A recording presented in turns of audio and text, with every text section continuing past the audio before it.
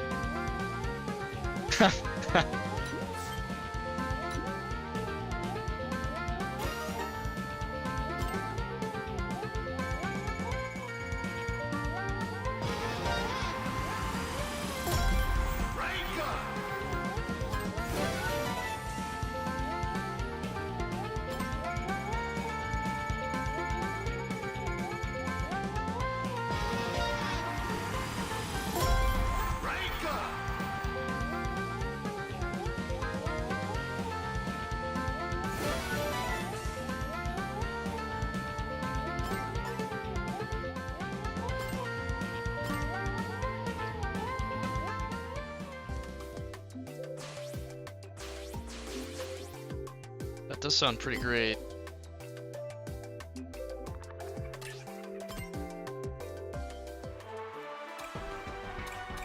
Ah, I see. I picked ranked matches instead of the festival.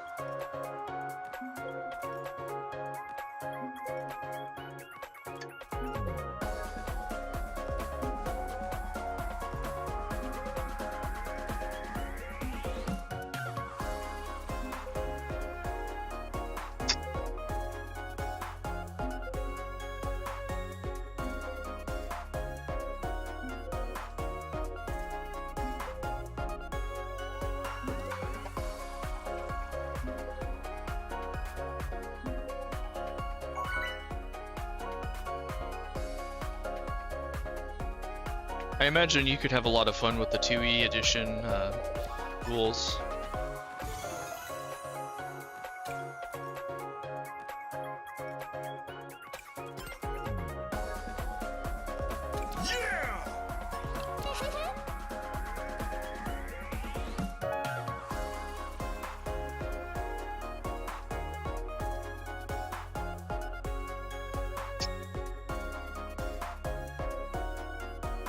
Greetings. Bone snapping.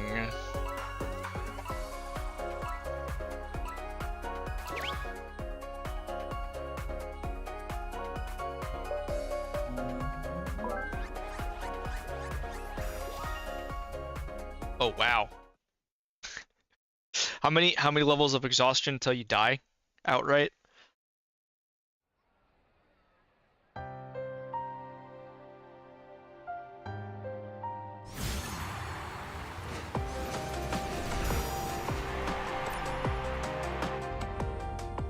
Six, okay. So 3 failed rolls and you're dead.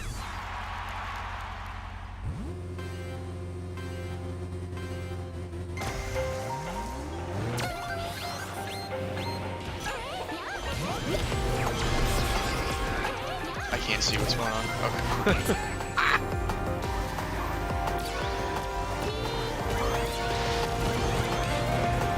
Yeah, if you're building 2...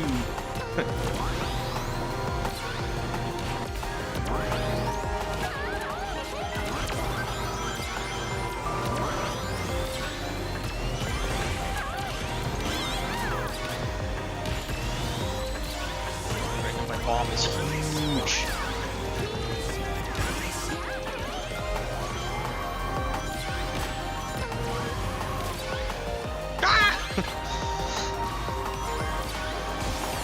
Should use my item.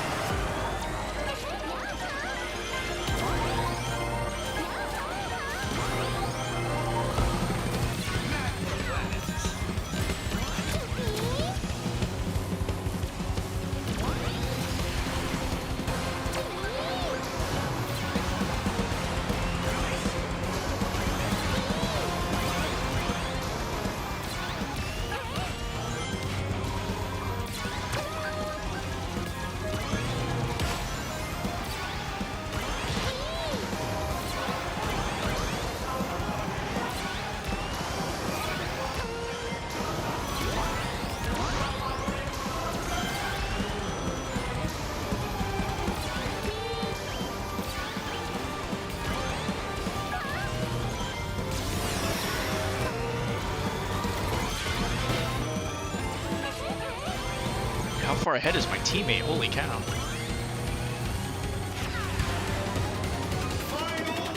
Two of them even.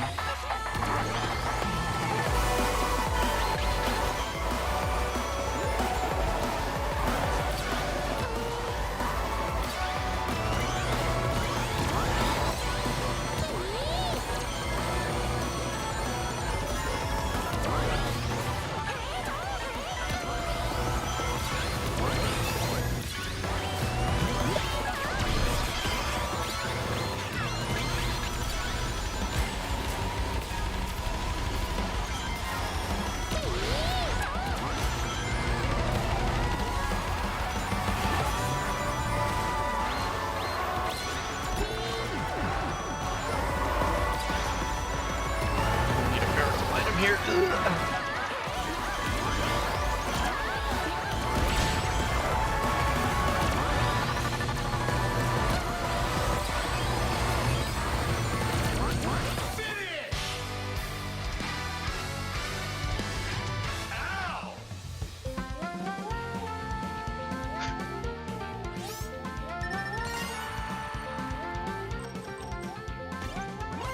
Ugh.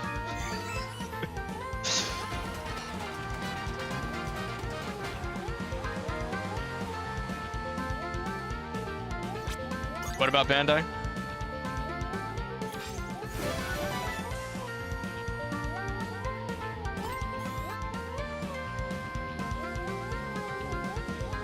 Oh, One Punch Man?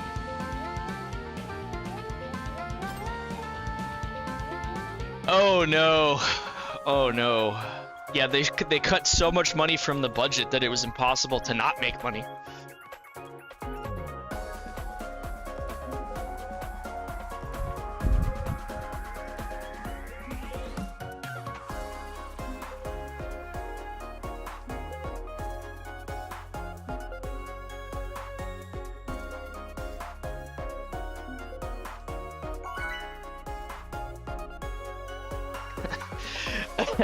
With the downward spiral that series has been on in the quality that, yeah, exactly. It's gonna have 1 frame per minute. Not frame per second, frame per minute. There's gonna be 24 frames per episode.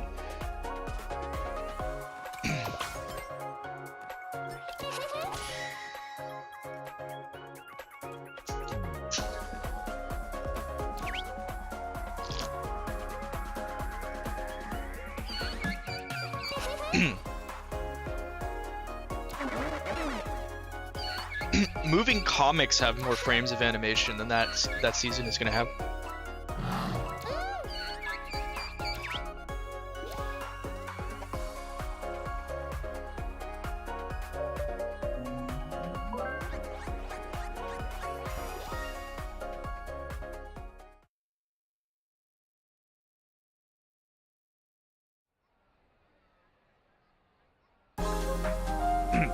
Yes, watching it fall apart is going to be very funny. However, ooh, 4 point. I really got to win this time.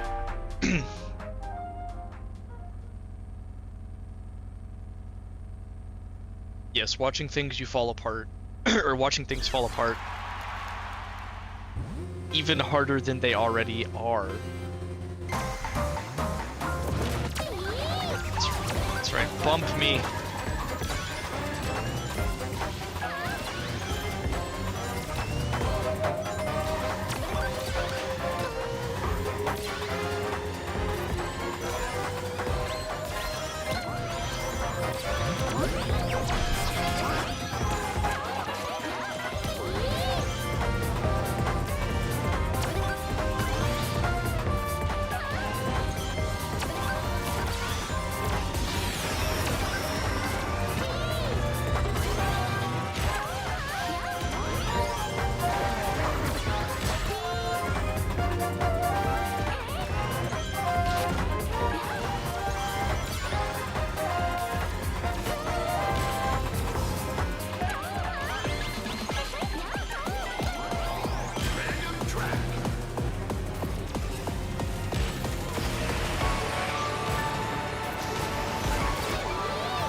So many bumpings.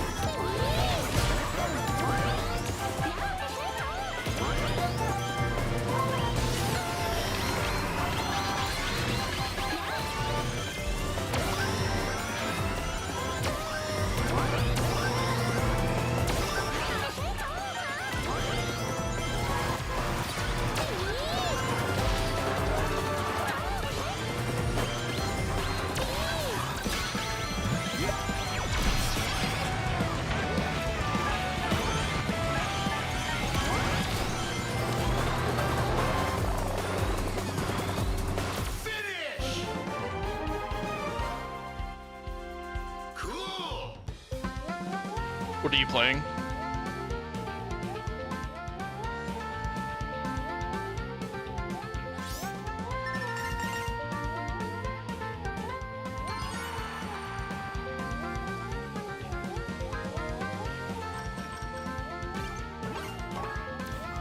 Haha, we win.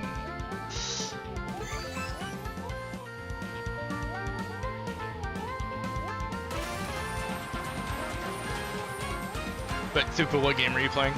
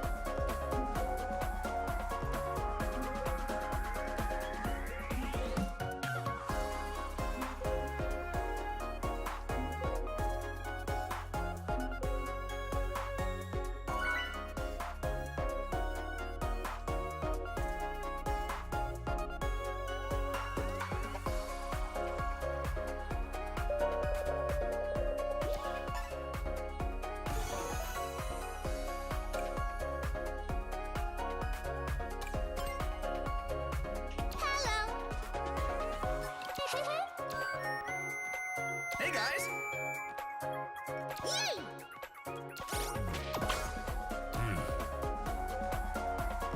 Sure!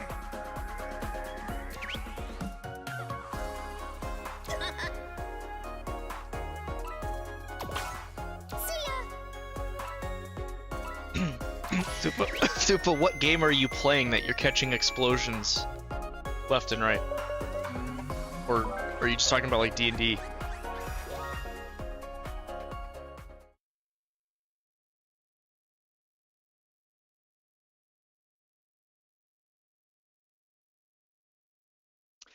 Space Marine 2. I think PlayStation gave that to me for free.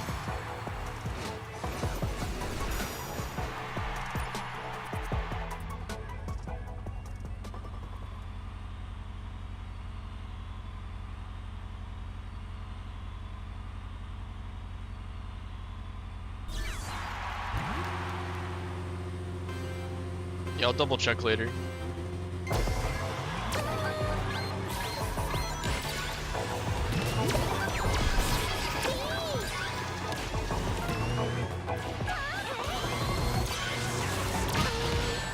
Good lord.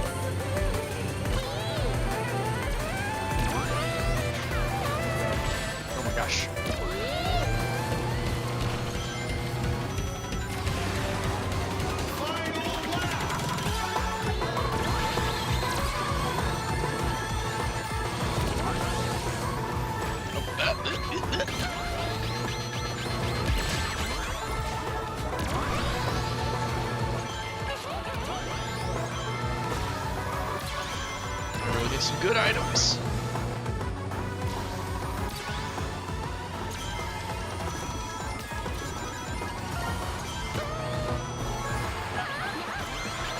Oh, that's a good item.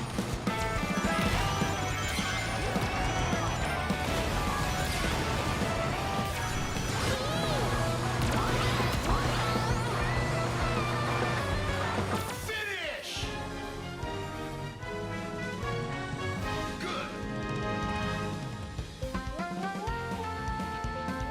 Oh, we did terrible though. Okay,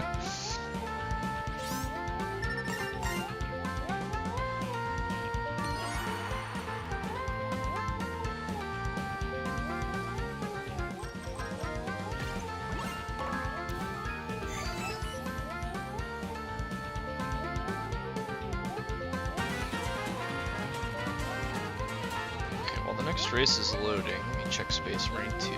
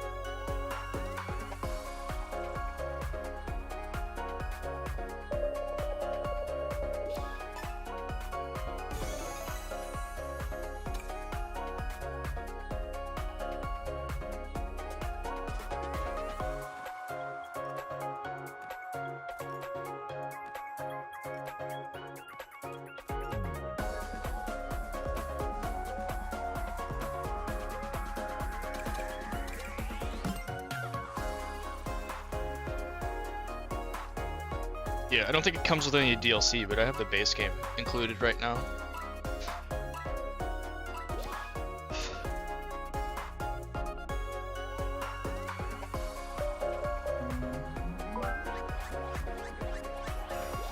I have no idea how well it runs on PS5, but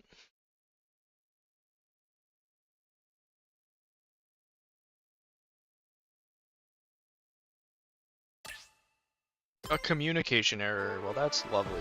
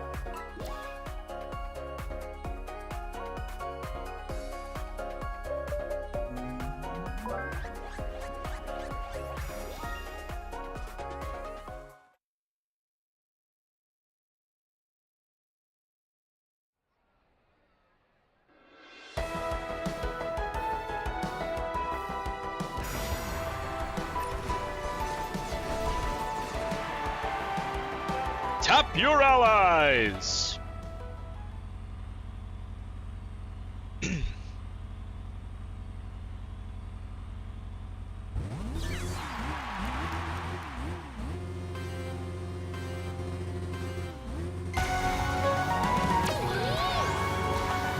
Consider yourself tapped.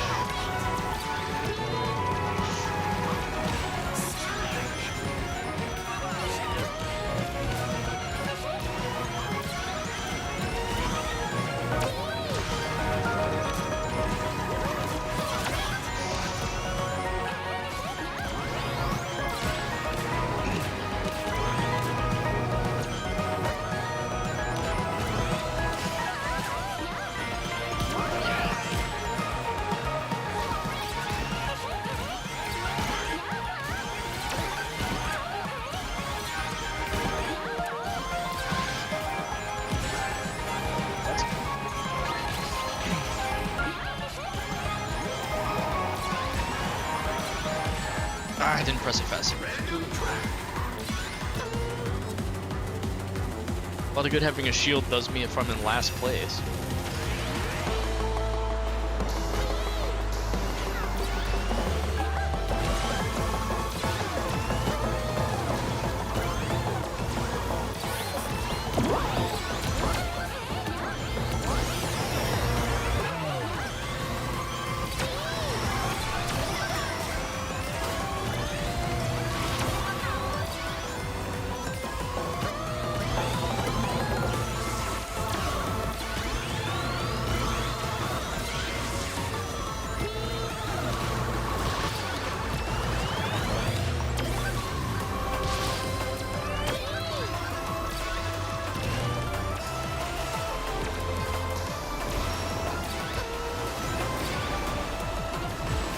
Oh gosh.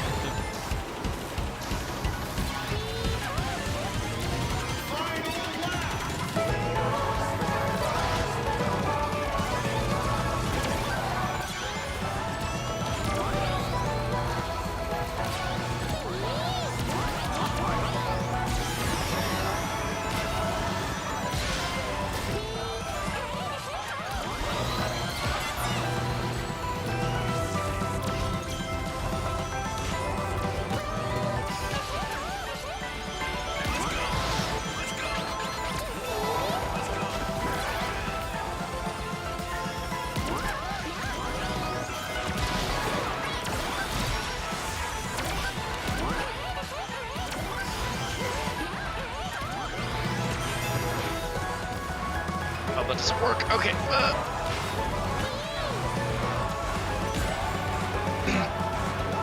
Finish! Nice!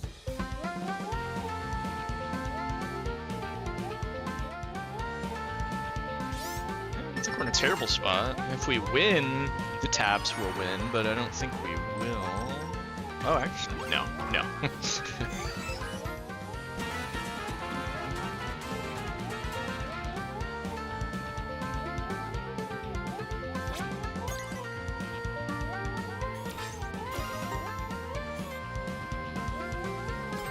1/4 of the way done.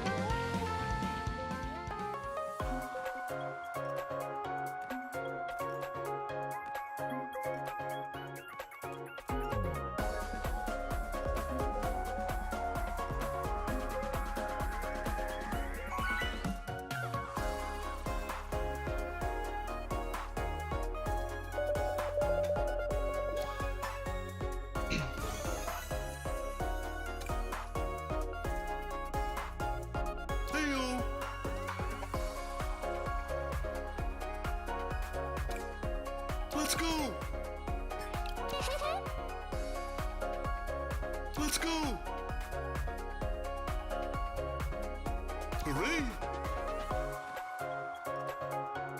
Let's go! Oh.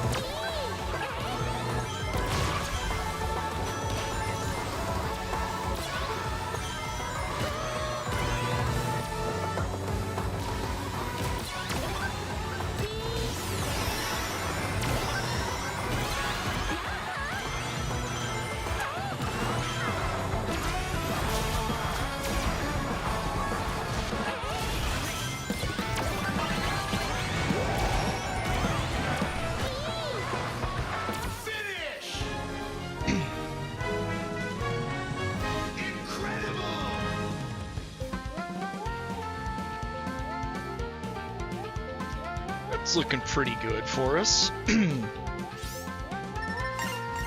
Oh yeah, that's an insurmountable lead. So there we go.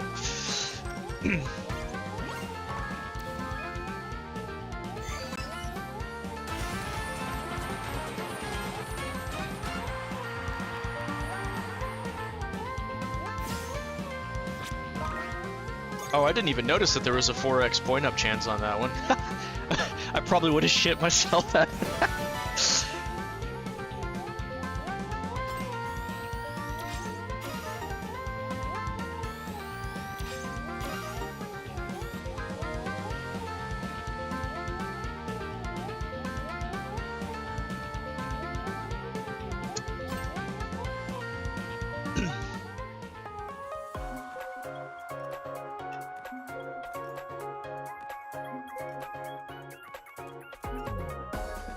Now it's time for air tricks.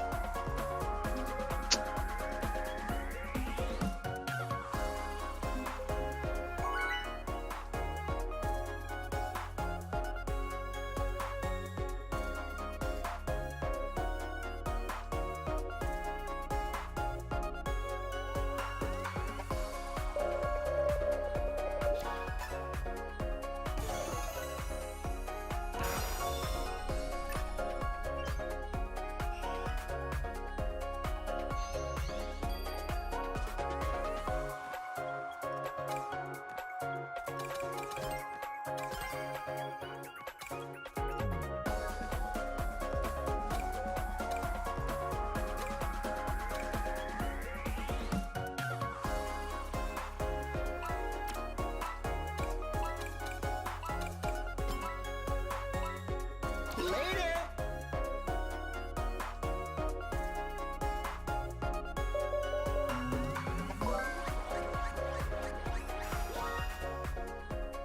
Pumpkin Mansion.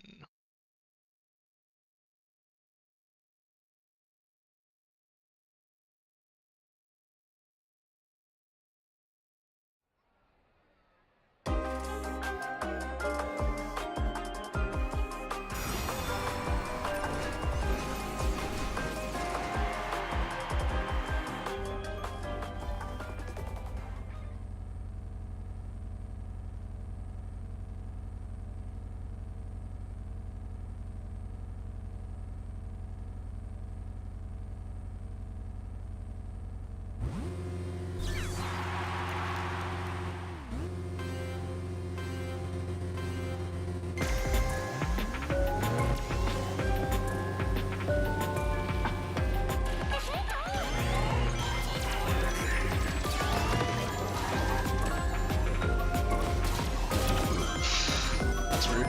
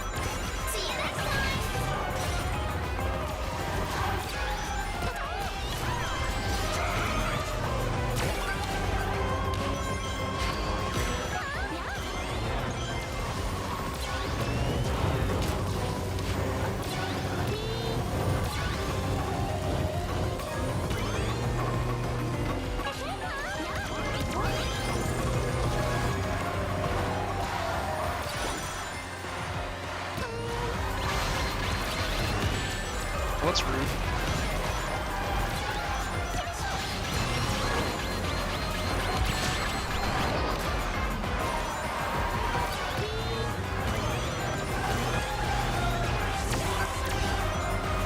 Finish! Ow! We were all over the place there.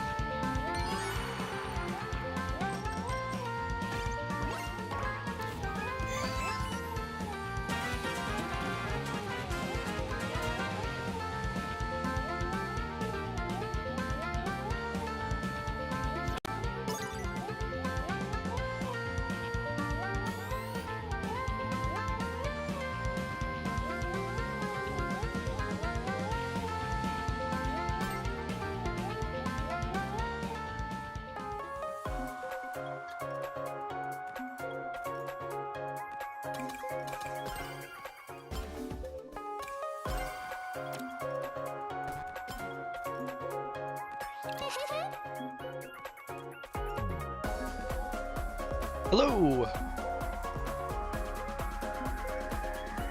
How are you doing today?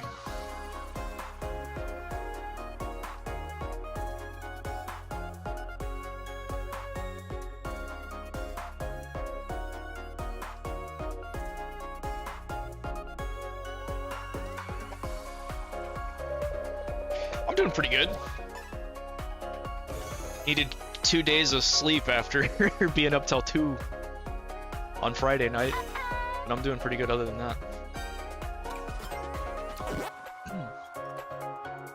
Hey! Hey guys! Hey guys!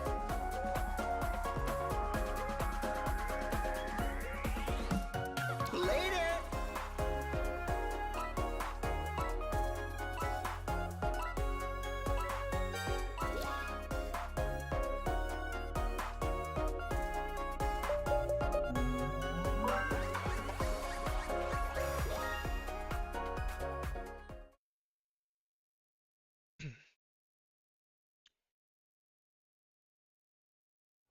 Doing some Hatsune Miku racing today.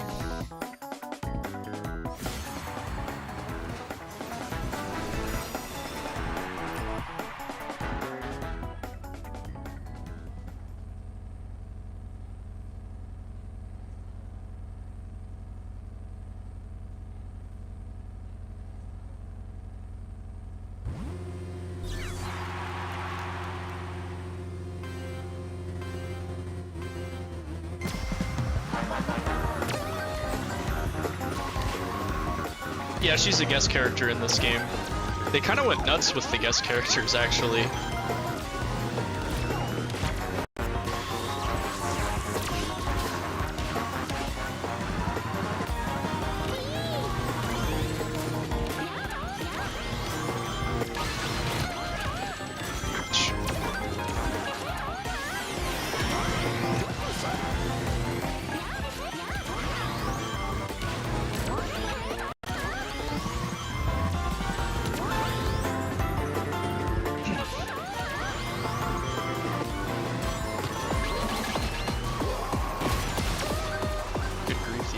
Yeah, Joker's in here. There's not a Persona stage. It'd be nice to have some of the music in the game. Actually, the music might be in the game still.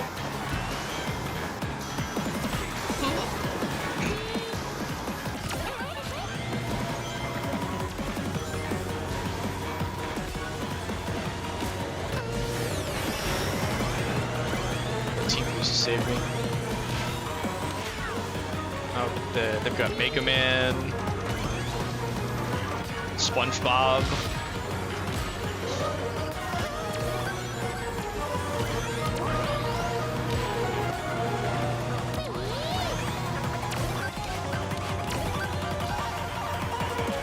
Pac-Man was in here too somewhere. I haven't seen anybody playing him today.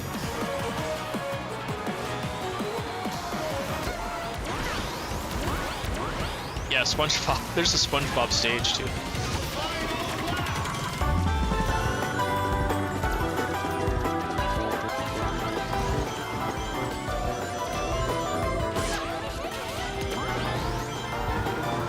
Oops, I drifted the wrong direction.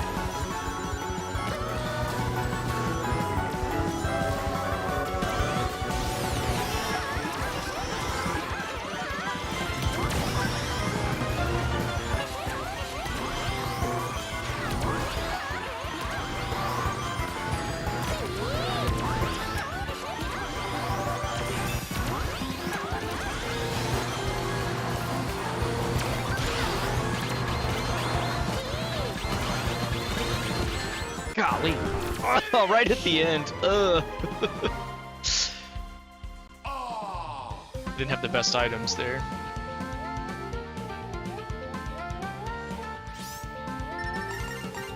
Yeah, look, there's Pac-Man at the bottom. Nobody's SpongeBob today. A lot of Sonics and Mikus.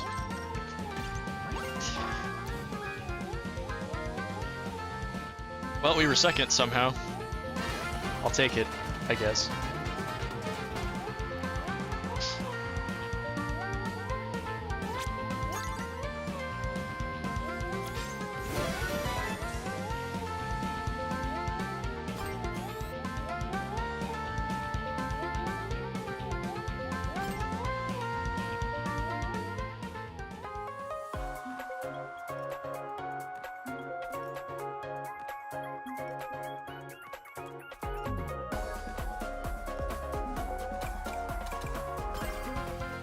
Yeah, I don't have any of the DLC, but you have Minecraft, SpongeBob, Mega Man, Pac-Man, and they added some free characters too, but... Yeah, that's the thing. It depends on the, I guess if you want a speed type character, but...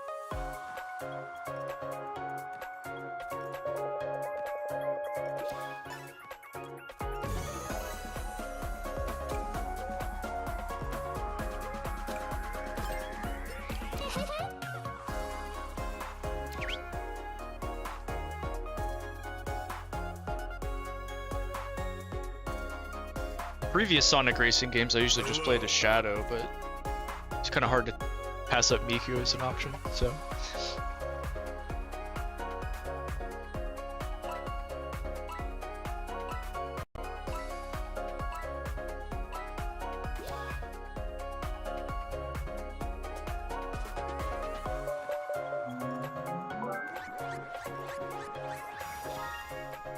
Hey, I got my stage pick this time.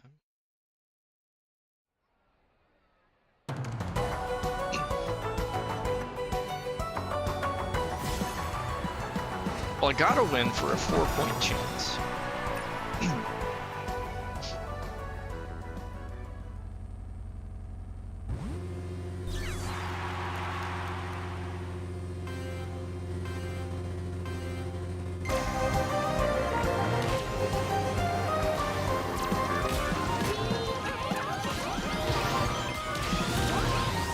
I should have done that other side for more air tricks. I missed it. Yeah. The only reason I haven't tried SpongeBob is because he's a paid DLC and I'm just waiting for the season pass to go on sale before I actually buy it.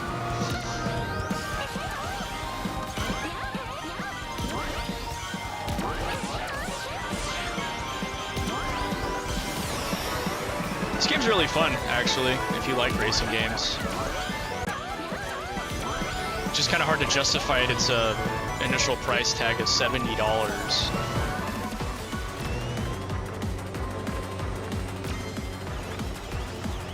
And then having DLC on top of that.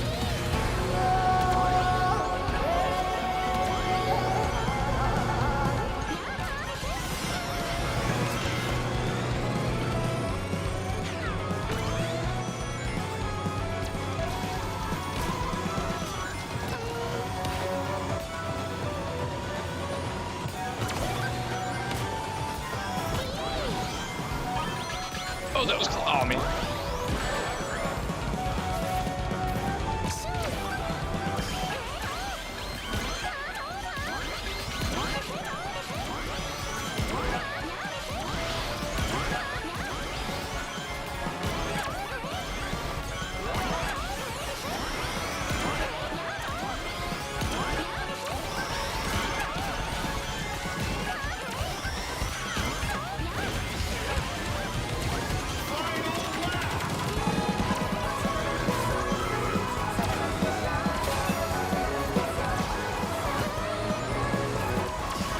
Yeah, that's fair.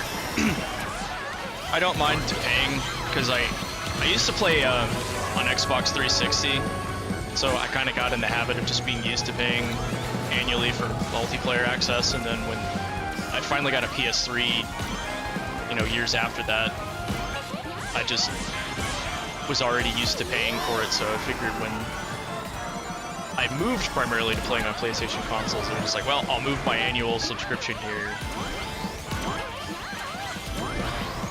I still think it's dumb that they charge, but I do play multiplayer games, so.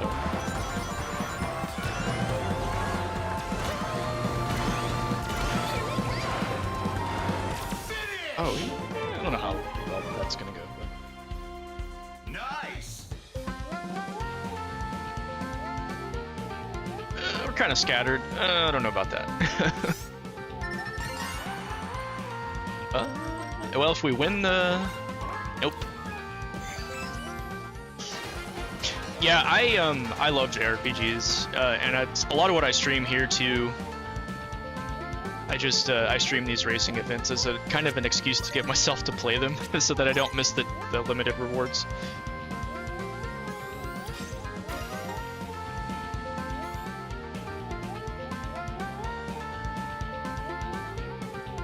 And I've spent the better part of the last 10 years buying so many JRPGs that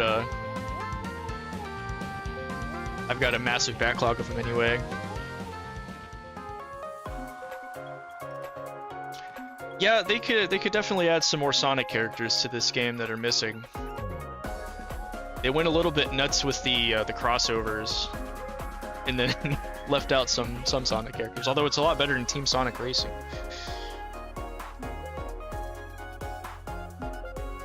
I need to finish Sonic Superstars. It's pretty good. The bosses are really the only knock against the game, and it's not even that they're bad.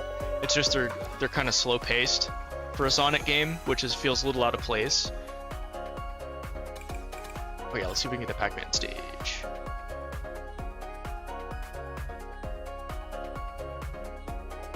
Although the nice thing about that is it's probably a pretty short game too, so even if you're not... Yeah, so they're just time consuming in a way. And if you go back to the old classic Sonic games, that's not typically how their boss structure was designed.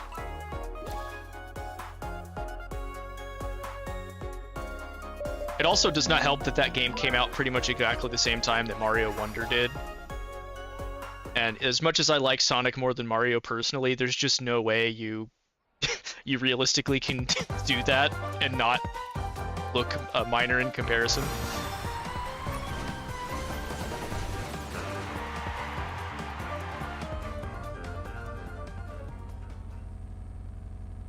It probably is, but again, I think a lot of it comes back to the fact that it just launched at the same time as Mario Wonder. And Sonic does have a bit of a stigma still, because there was a period where just like every Sonic game coming out was either considered really bad or the press hated it, which didn't help either.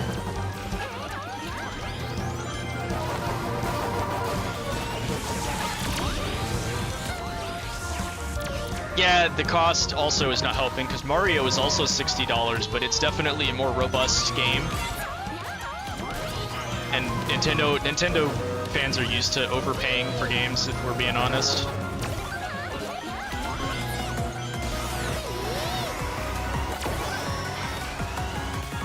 It's me, I'm Nintendo fans.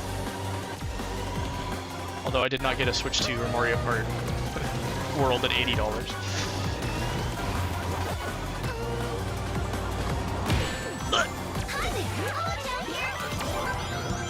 Yeah, I mean, there's a lot of game franchises I like where I like games, either the whole franchise is mixed, like Neptunia, or, you know, you have individual games in a franchise where you still like it in spite of the low reviews or the things that it might be considered a problem, but they're not really. I'll mess myself up there. Like, I really like Sonic Unleashed, even the Werehog stuff, but I understand why people don't like it.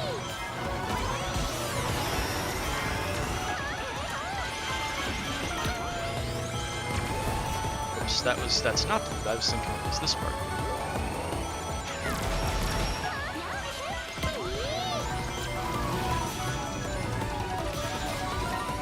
I am so far behind. Okay.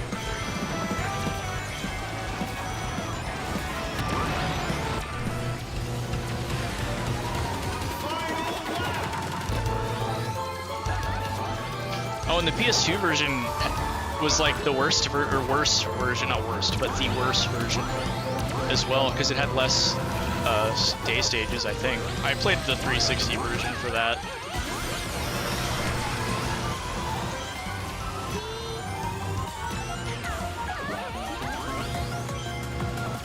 Oops.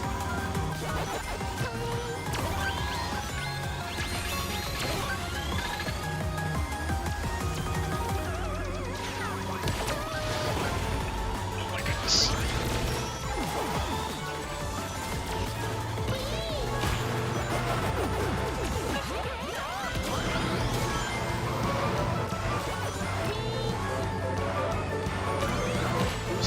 Boost. Yeah, that was back in the era where like everything was getting multi-platform or multi-generation releases too, because everybody wanted to be on the Wii, and the PS2 was, you know, the best-selling console of all time, so people were still wanting to make games for it. Oh, this is gonna be close. It's actually up to whoever got the most tricks.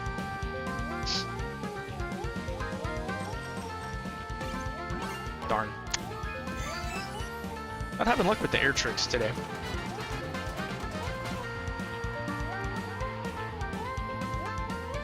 Although to be fair, the PS4 held on really well too, because a lot of games still get PS4 versions even today, and the PS5 has been out for almost 6 years.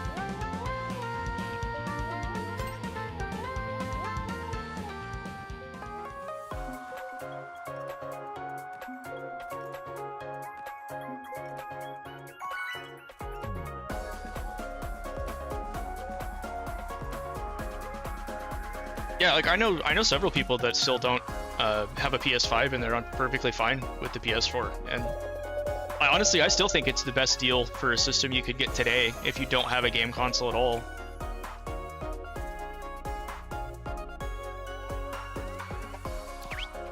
Linux running on a PS5? I don't know, Thupa. What's the punchline here? I have no idea what you're getting at.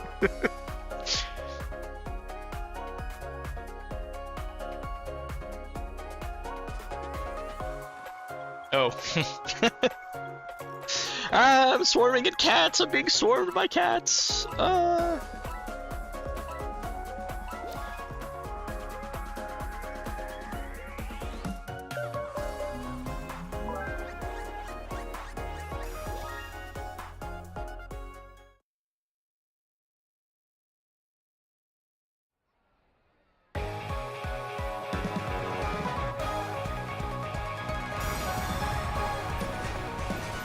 I am not good at this stage. Track, whatever you want to call it.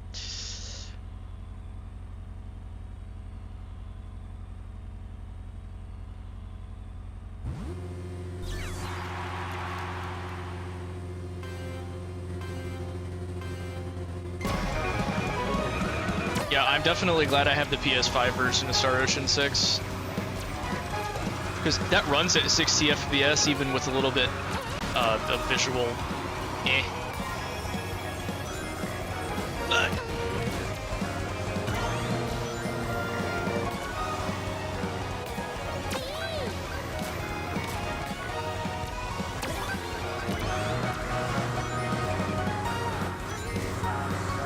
It's another game I need to get back to. Star Ocean 6 is so underrated. Like criminally, it's kind of frustrating.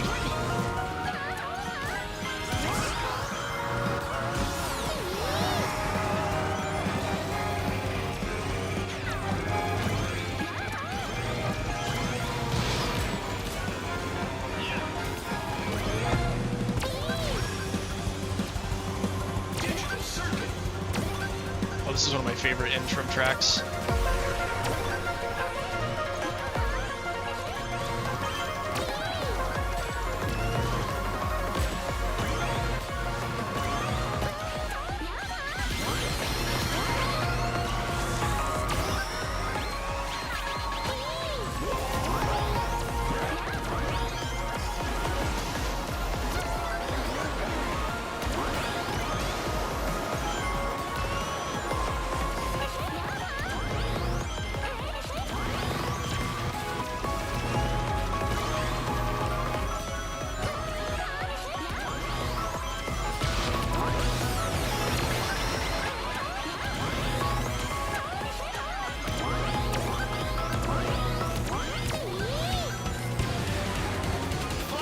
starting the last track in first place is usually not a good. This is your lap, I should say.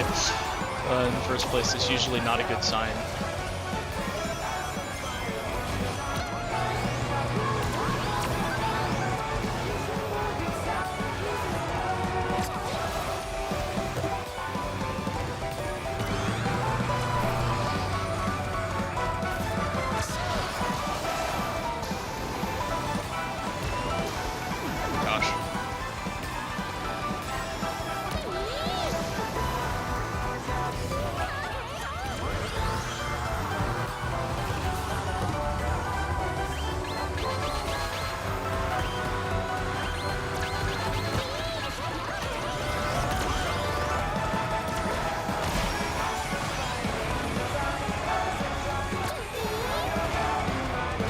Shield's gonna do me in 11th place! Ugh. Okay, there we go. Nice.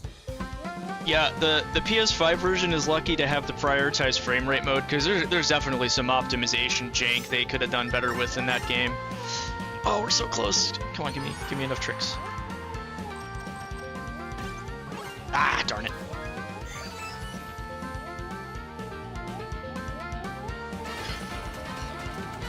I will say one thing that's been nice about the PS5 is it finally feels like the first console generation since the PS3 where most games actually run at 60 FPS or higher, because we can run higher now.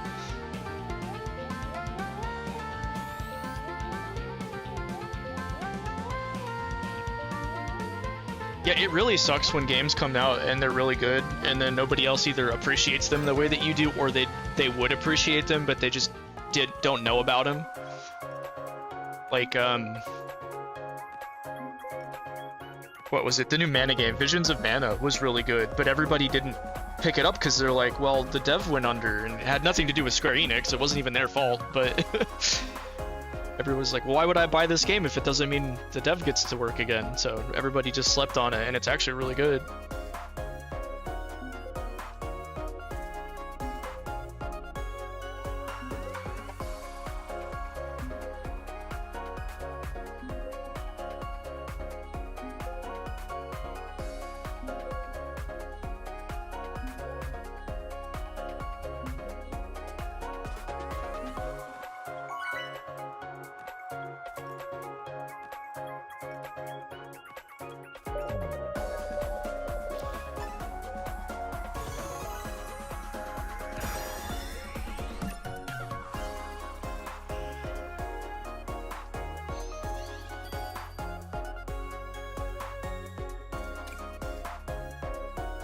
Yeah, I hear people shit talk that game a lot, to be honest with you, but I have considered buying it on several occasions and then just never pulled the trigger on a purchase. Yeah. I don't know, what does it even go for these days?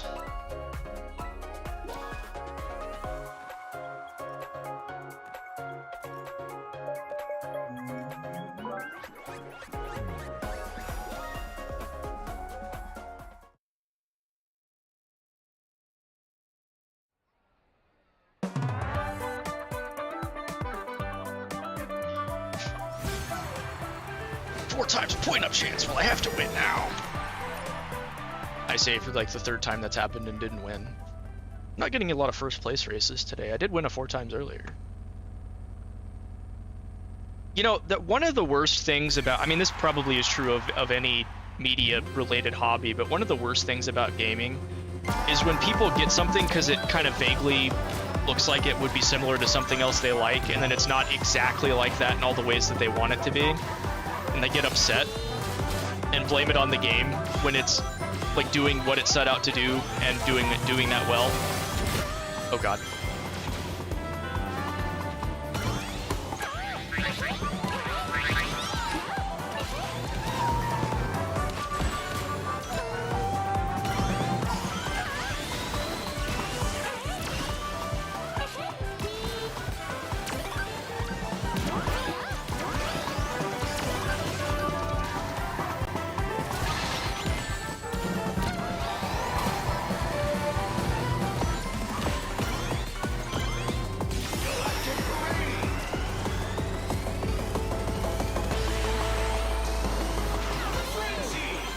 Yeah, it's a huge problem in general.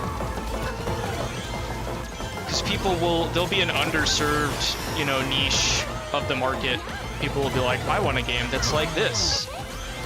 And then suddenly you have 500 Earthbound-inspired games and, you know, 15 indie RPGs trying to ape Chrono Trigger's aesthetic somehow.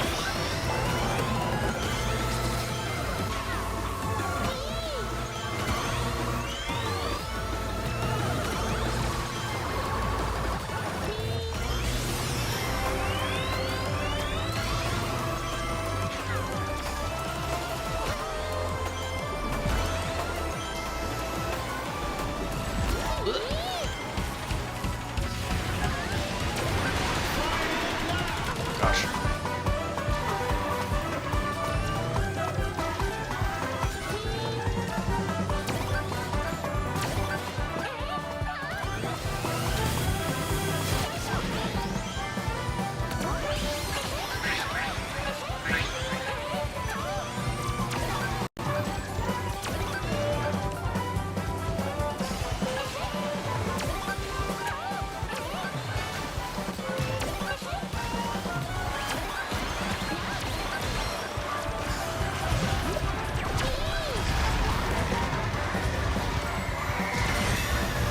That's a great time to get a shield, actually.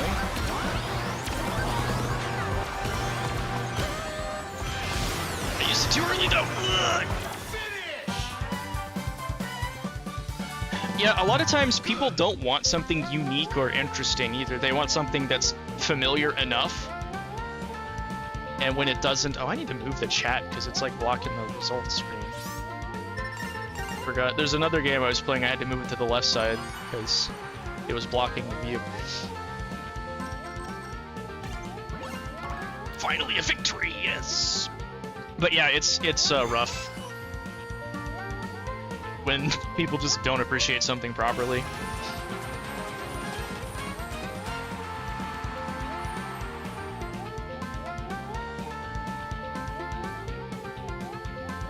So I guess that's gonna obstruct stuff no matter where I put it on the screen. Hold on.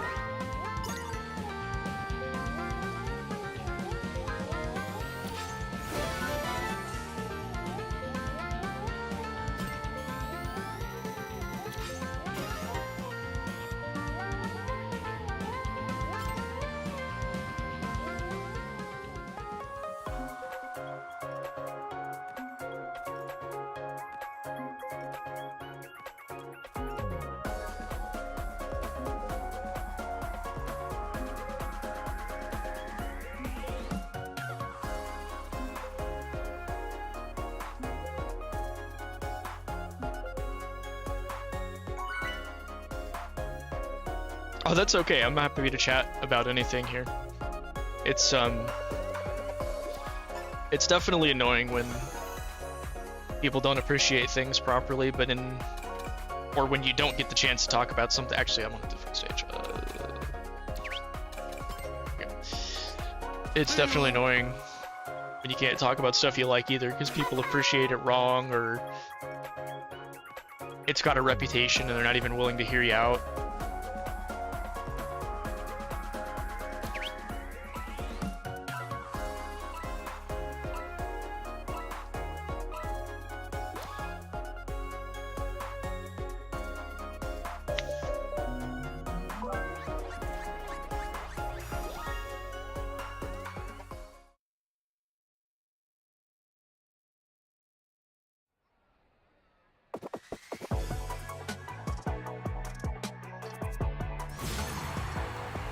Oh, well, I guess I gotta win again. It's not 4, but it's still extra points. Yeah, I'm happy to not enjoy something and still have given it a shot. Because I know, is it Puyo is the publisher? They have that reputation now where they publish, like, for publishing kind of mediocre games. Goodness, pets do count. I make as many of those as I possibly can.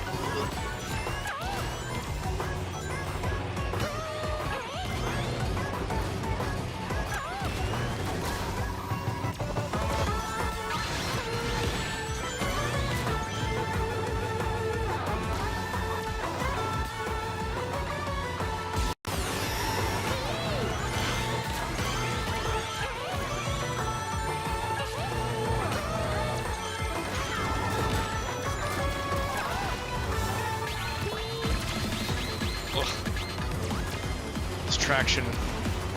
I am not used to.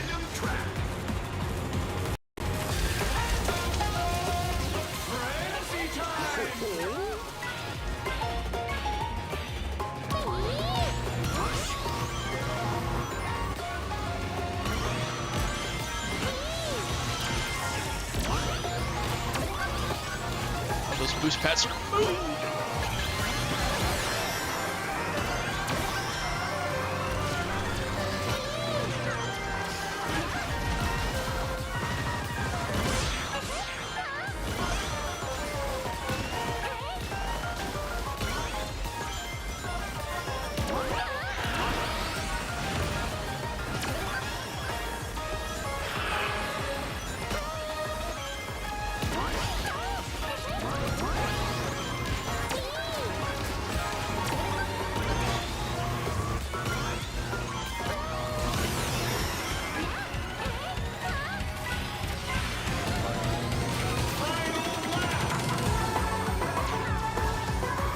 if you can do a lot with a low budget, that's great. It's just a lot of times there's a little bit of lack of polish you get with stuff like that. Certain people just aren't willing to overlook.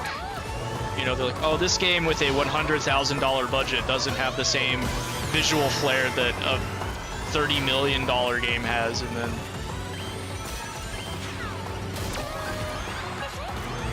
you know, people don't realize, hey, there's only so much you can do with the smaller game.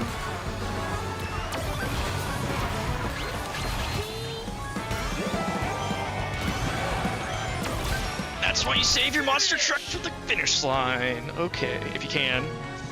Anyway, I think that might have done it. We got like 3 of the top 5.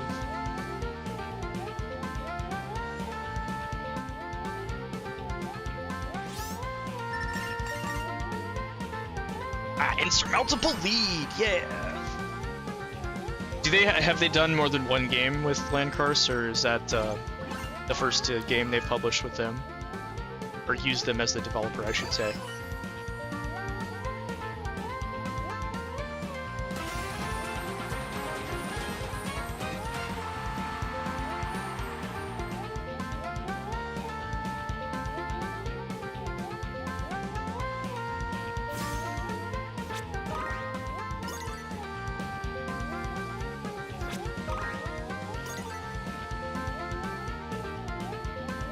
Lost Dimension.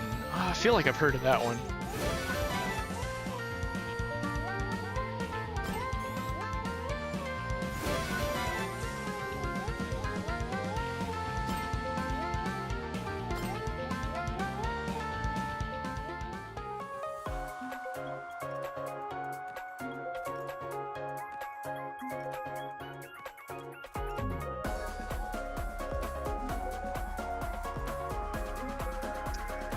Yeah, looking at it now, I kind of vaguely remember hearing about that. I don't think I picked up that game. If I did, I would have it on Vita. I don't think I have it. I'll go look at my Vita shelf.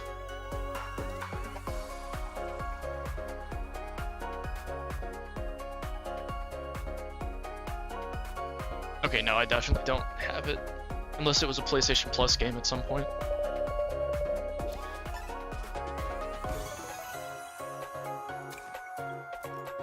Yeah, see, you have that extra esoteric knowledge, knowing what they were trying to do, so that probably helps.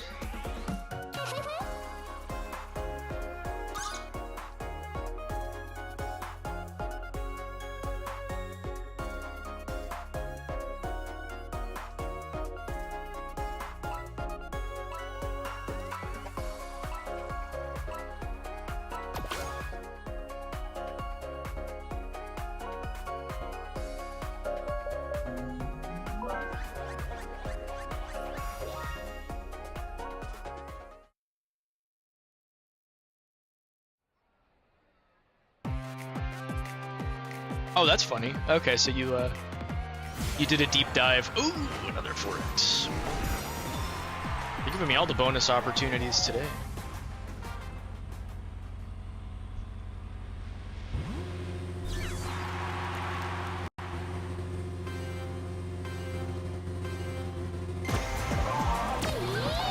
Oh yeah, Angry Birds is here too.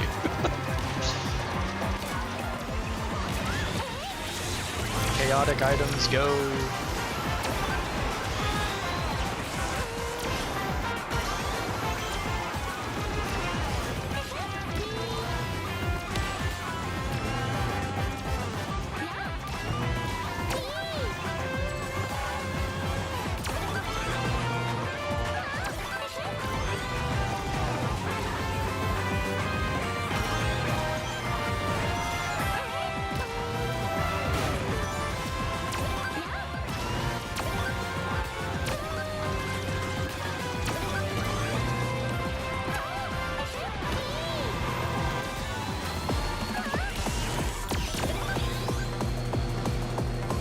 Magma planets. Frenzy time. I can't hit a single one of these. Oh my god.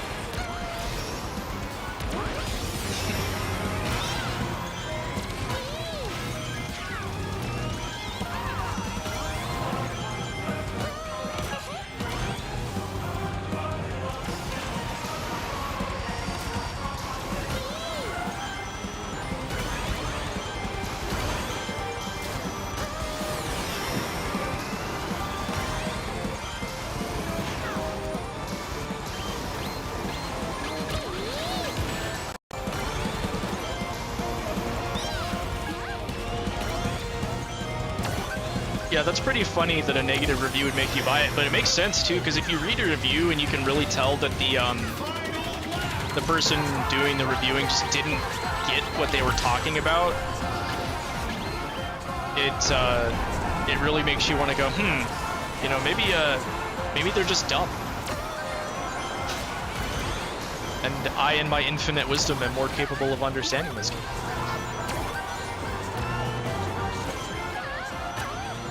I can definitely think of reviews I thought were dumb after I played a game, but I'm trying to think if there's ever been a bad review that made me want to go buy, a negative review I should say, that wanted me to go buy a game. There probably has.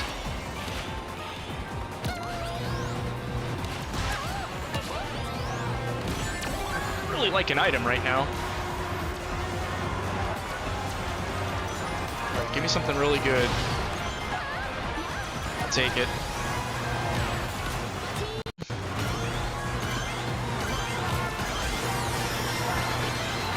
How'd that happen?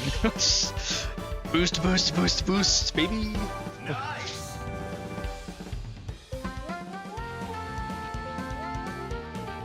Oh, wow. Picked up another insurmountable lead.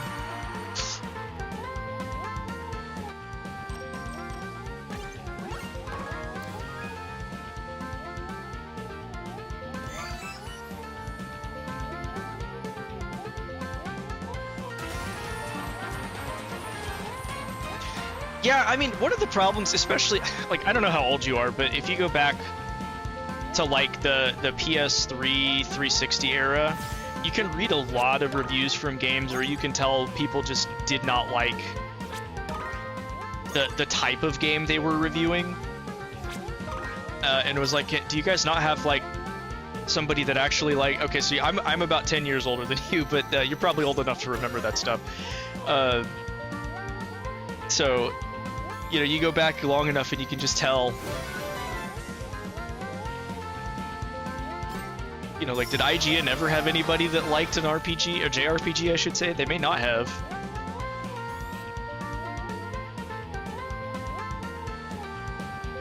And I was also back when we had to actually pay attention to those sites for information too. I'm so glad we have things like Twitter now. Yeah, I mean, X-Play, you can kind of brush them off a little bit as comedy, you know?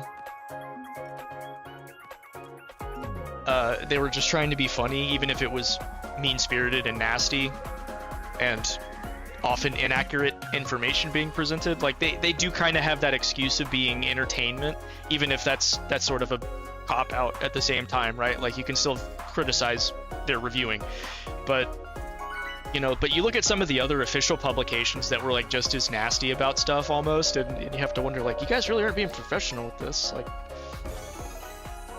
But yeah, X-Play is one of those things that aged poorly, for sure. I remember thinking they were entertaining when I was younger, but I remember, you know, they were really nasty to Pokemon fans. They were really nasty to a lot of JRPGs in general.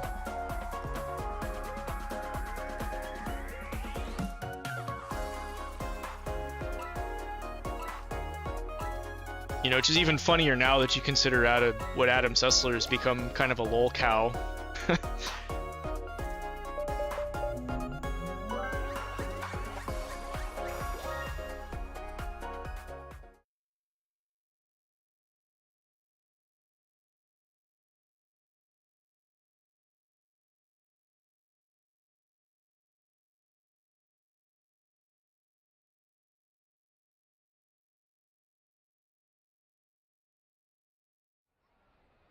You know, it also doesn't help that JRPGs kind of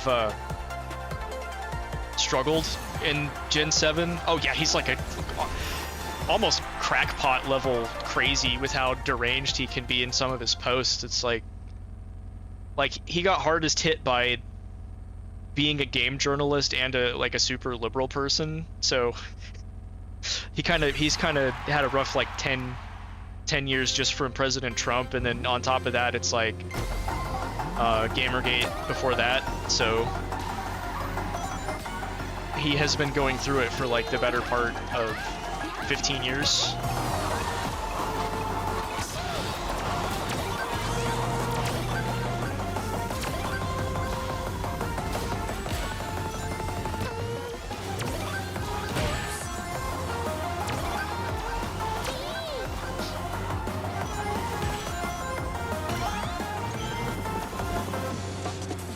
Yeah, like, I understand not liking a political figure or party or movement or ideology, but the level of derangement that some people have, you know, to be so hate-filled towards your, you know, fellow citizens and whatever, your other countrymen, it's like, dude, can you be a little more civil? Like, these people didn't really say anything terrible about you until after you basically started wishing death on them and stuff like that. So it's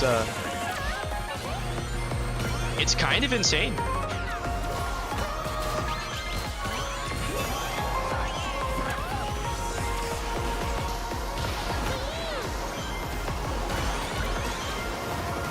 Because I used to follow him on Twitter until, I can't remember if he deleted his account or if I unfollowed him before he deleted his account or went private or whatever.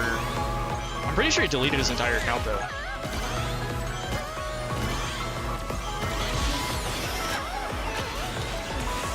Because what's crazy about that is those types of people still had good things to say sometimes when it comes to video games, but you know, when your entire identity suddenly becomes, well, you know, fuck gamers, it's like, okay.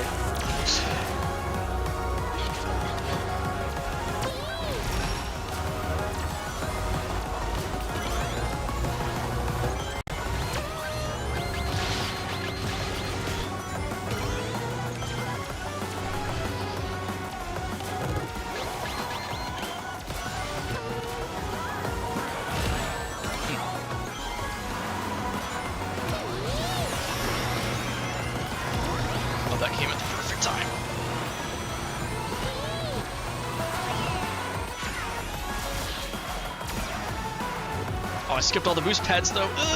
Okay.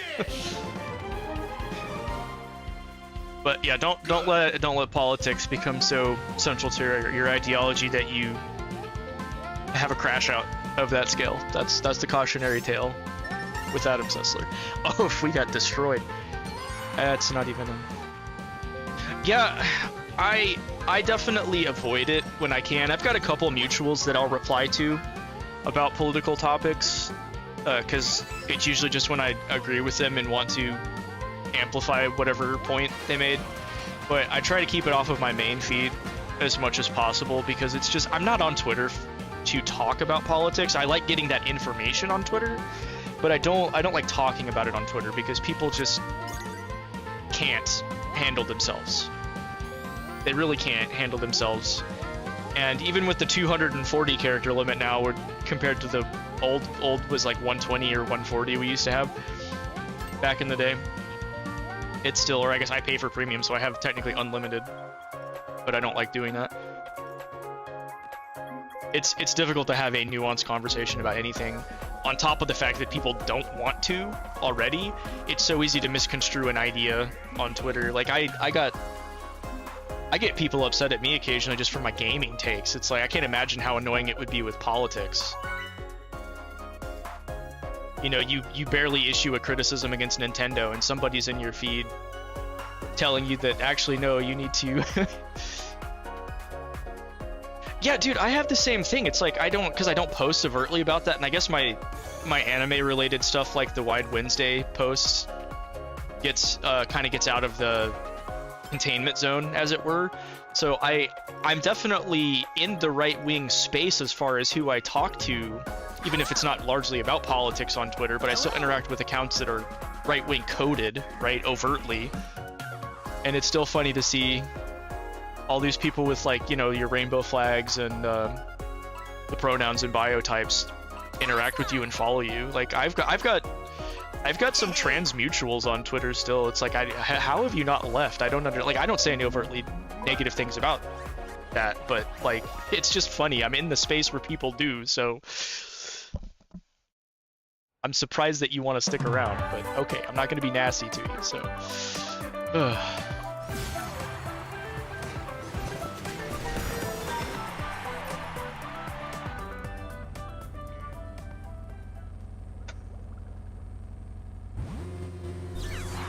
I do know that I had one, like, long time mutual break. He forced me to unfollow him over politics, and I didn't find out until way later. But it has happened, but it's been a hot minute.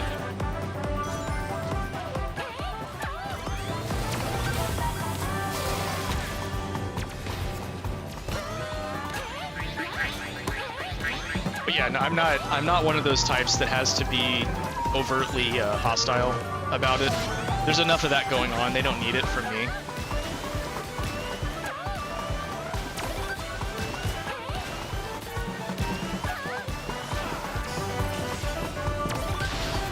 Oops.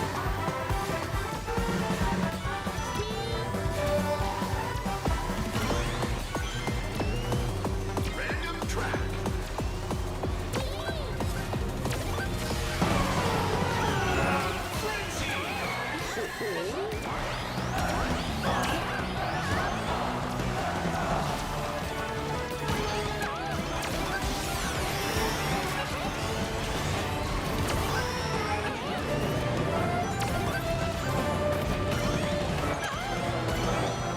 Like, I'm old enough to remember when you just didn't have to talk about politics all the time, and it's still annoying to me that we have to now, like as a public matter of public discourse.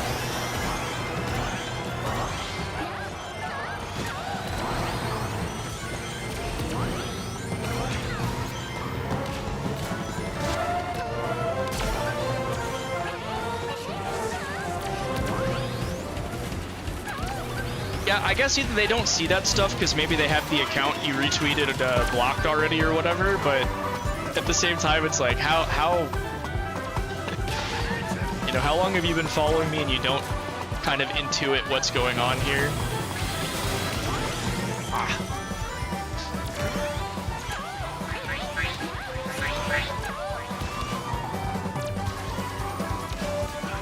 I actually had the inverse the other day where I quote retweeted somebody just to make a point based on what their tweet said, and then somebody replied to my quote retweet and they were like, you know, this guy has communist in his bio, right? I was like, I didn't even check. I really didn't care at the time.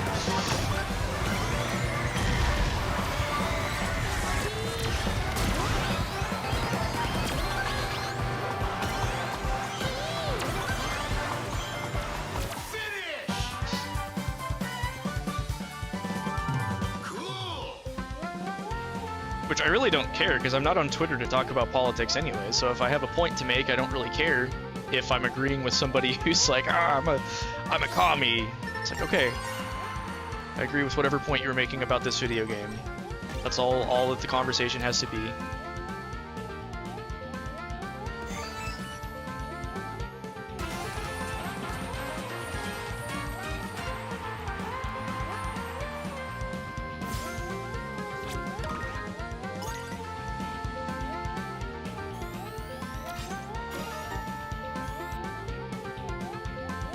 actually past the point where there's any unique rewards left to earn. That went by incredibly fast. That usually takes way longer than an hour.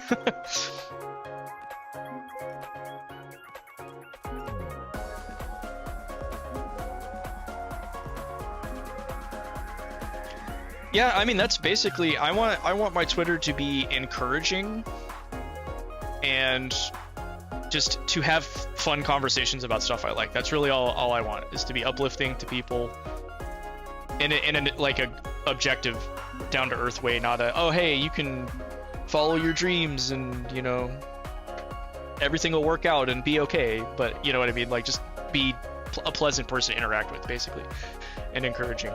But yeah, it's these days it's like, no, I want to shill my book series that I'm writing, or you know, you got to be multi promoting yourself on all platforms, which I guess I technically, like, I promote my Twitter account on my YouTube channel and vice versa because I stream, but that's kind of it. And streaming is a very recent thing for me too.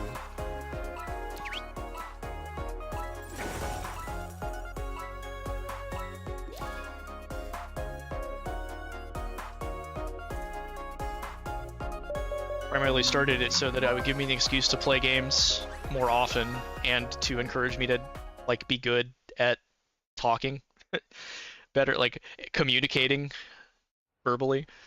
Oh, I thought that one of the guys in this race was on my friends list, but it's a different username. I actually did have that happen.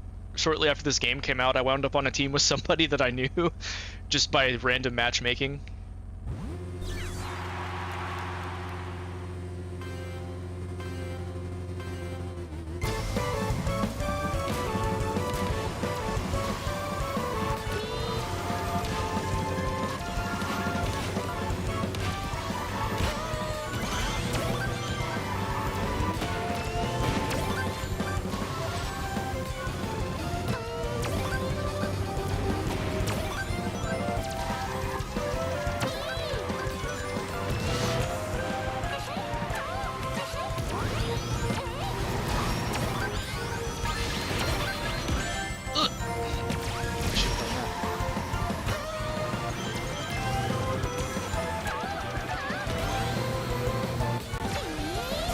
Pew pew pew pew pew.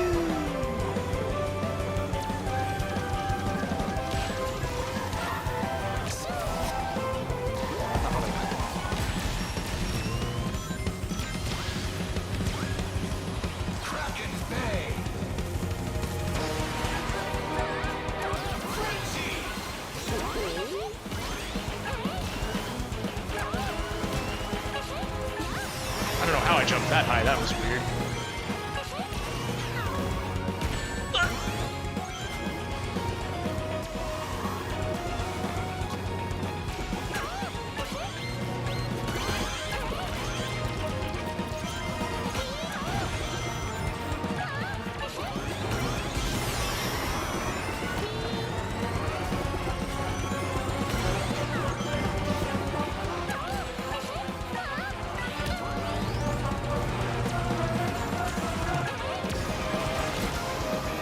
Yeah, I'll definitely hit you up if I end up picking it up and playing it. I need to see if I can get a copy for a reasonable price, because I'd considered picking it up on sale a few times, and I don't know how pricey it is now, like if it's out of print or...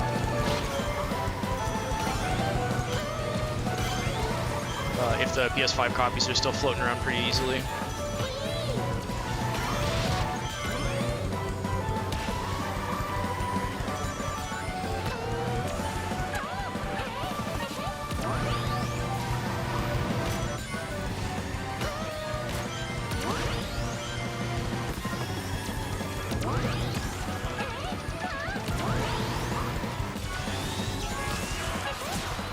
Ah, bummer.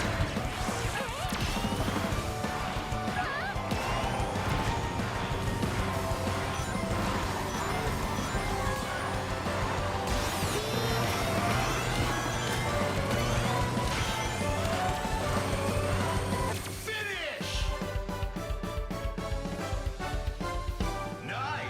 Yeah, a lot of times those underrated games like that, where they were dunked on a bit, they stay reasonably priced. I know, I don't know if you follow them, but there's a retailer called Video Games Plus that does a lot of reprints, and they've done some Nisa games before, so. Tie for first place. Looked like it was going for a little over 50 on Amazon, so I'll have to check eBay and some other retailers.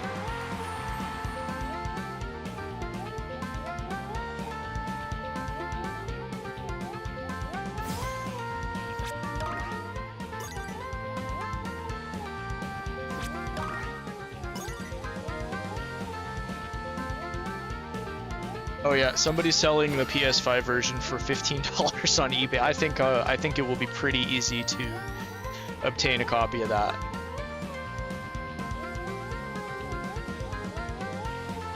Okay, so yeah, you've used them before. I think they're a pretty good site, retailer, I should say. And you know, if you can hit your order about 55 US, it's free worldwide shipping. So I use them a lot.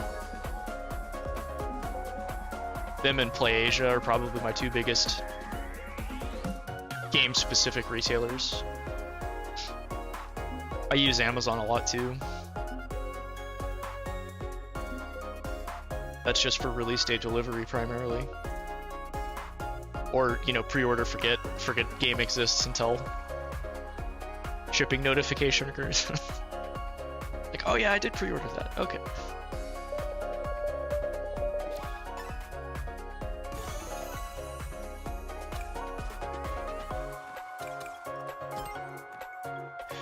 Yeah, you know, digital is supposed to be one of the things that helps keep pricing in check, and sometimes it does, but then you get a publisher that just never puts their games on sale. Like, I don't know if you're familiar with Class of Heroes. It's like one of those old school dungeon crawler type games with the first person view and the, you know, where you map out a dungeon as you explore it. And on the PS3, they localized the second game in that series, but the developer just that localized it kind of stopped doing things. So that game was full price on PS3 even to like now. Like if you were to go back to the PS3 store right now, it's gonna be like $60 or $50 or whatever the launch price was, because the publisher never put it on sale. But fortunately, that game got a re-release recently for Switch and PS5. So, and it's not fucked up the way the original game was. So. Yeah, my PS3 copy of that is still in the plastic. I can't imagine how much a physical copy of that would go sealed right now, actually. That's something to think about. Ah, magnet!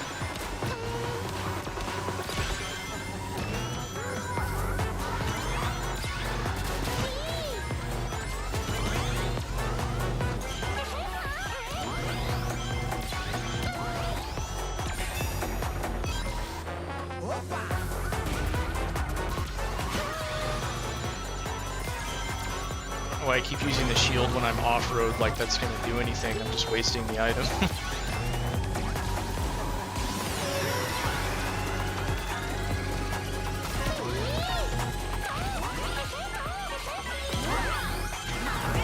don't know if I can hold on to a monster for 2 laps, but...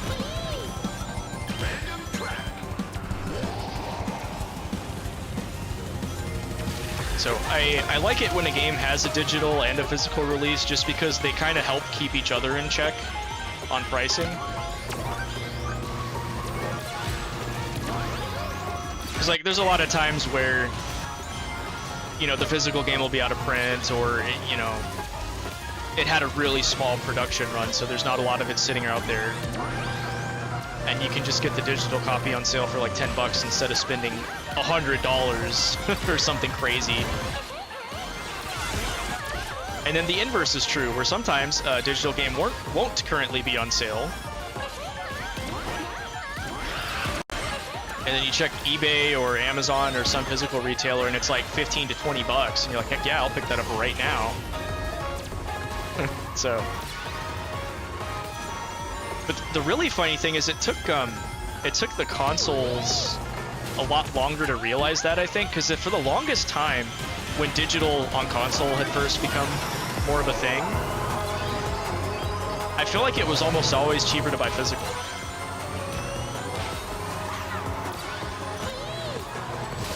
And it still often is, but... yeah, I don't know why that never was on sale either. I have that game. Oh, I should have just... actually, no, I shouldn't have.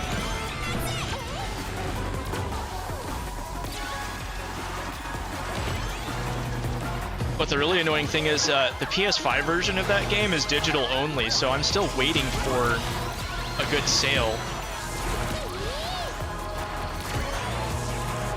to, well, in the West. I have a PS5 copy of the Japanese version, but I can't read Japanese yet, so I'm waiting for the PS5 version to get a digital sale. Although, to be fair, it is just $30 for the full price of the game, so it's not the most egregious.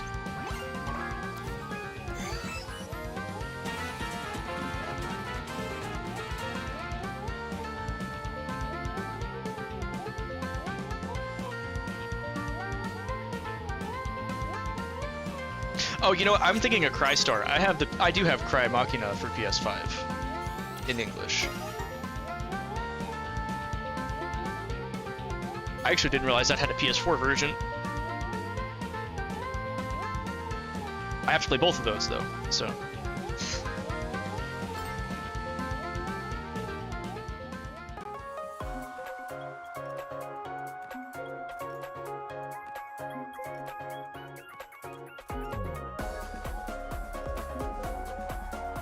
Oh, that's crazy. I did not know that. Because I'm sitting on a physical copy of that. It's actually a European import too, because the I guess the not the PAL region, the North American region ESRB rating version was just not available anywhere when I wanted to buy it.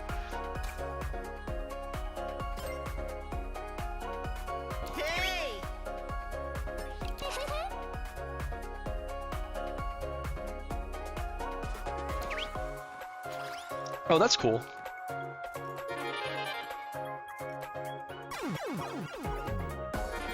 Forgot I had that horn. Yeah, I've had some people recommend Crystar and Cry Machina to me before, so it's those have a better reputation than Monarch does. It seems, at least that seems to be the case.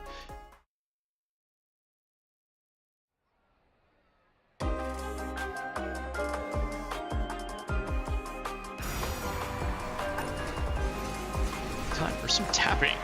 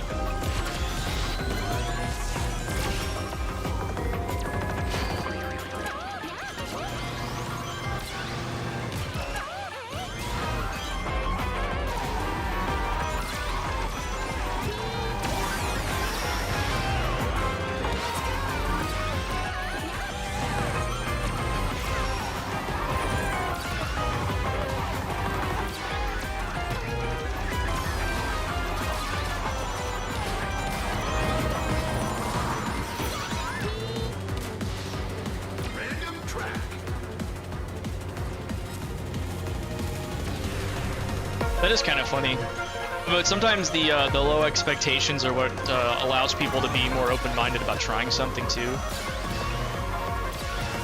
Because like if you hear guy who worked on, you know, Shin Megami Tensei worked on this game, and suddenly you're like, well, if the SMT guy is working on this, surely it's going to be like SMT, right? And then, you know, you have this more unrealistic expectations just because of who's working on the game.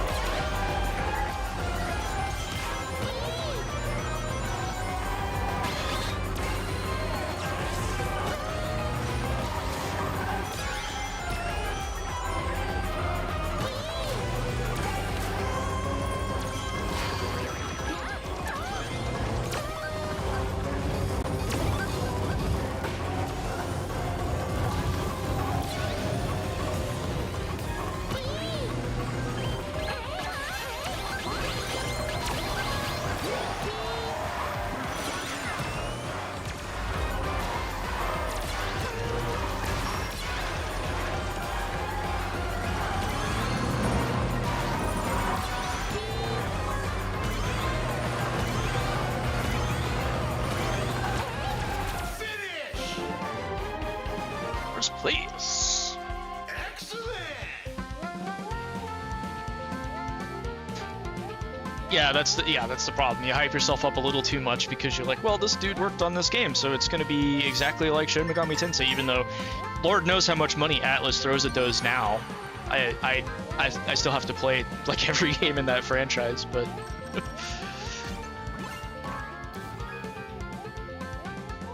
my first place contribution wasn't enough.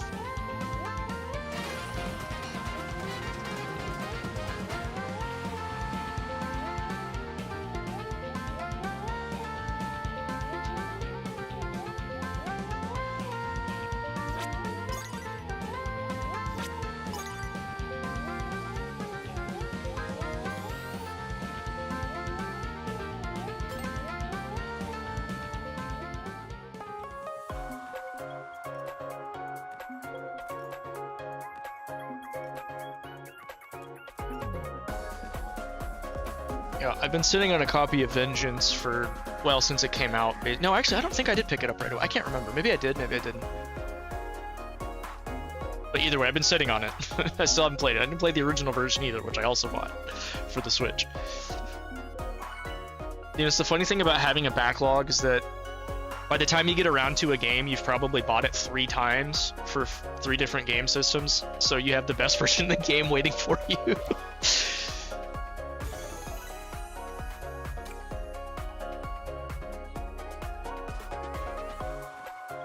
You know, I am okay with the story being kind of subpar for a JRPG if the combat and the other systems are really good. You know, like I'm not playing an Atelier game because the story is the most gripping thing in the world. I'm playing that because the crafting system's really cool, you know, and the characters are cute and enjoyable.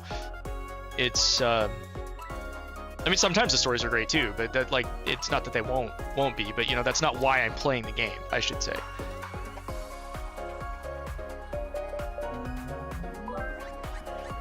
It's like there are some JRPGs where I just want the combat system and the, you know, the character progression systems, and that's what I really care about.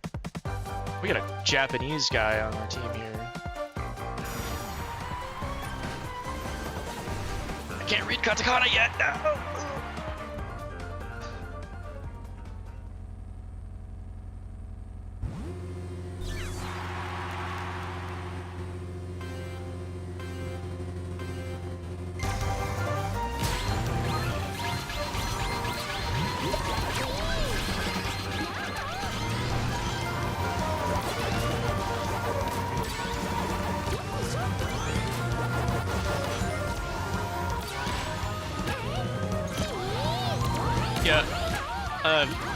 Doesn't Vengeance have like 3 scenarios or something crazy like that?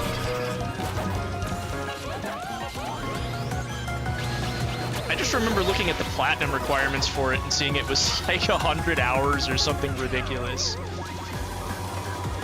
Which is, it's fine for a really long, oh, it's only 2, okay. But is there multiple endings or am I thinking of something else?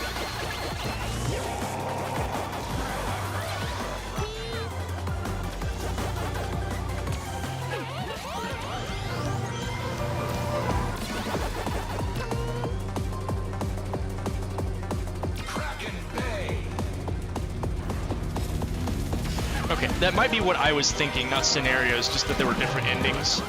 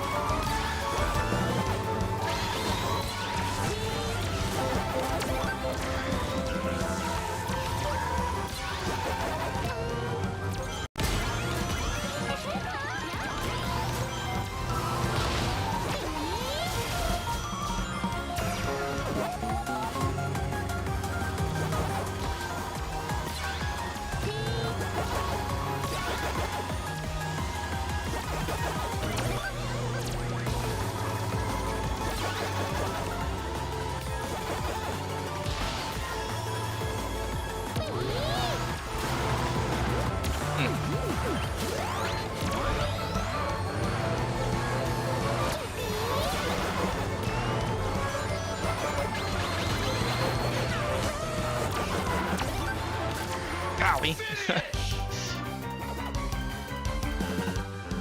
Okay, that makes sense. Just build a new route entirely.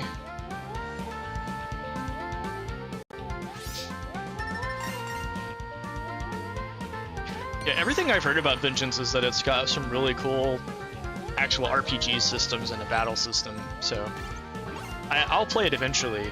It's just not it's not one of those things that's very high on my list right now.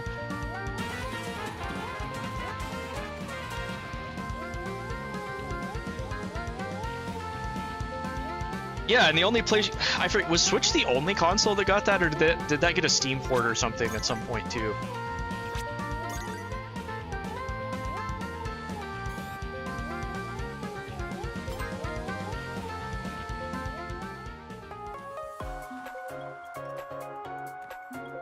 Okay, that's what I thought. I just couldn't remember.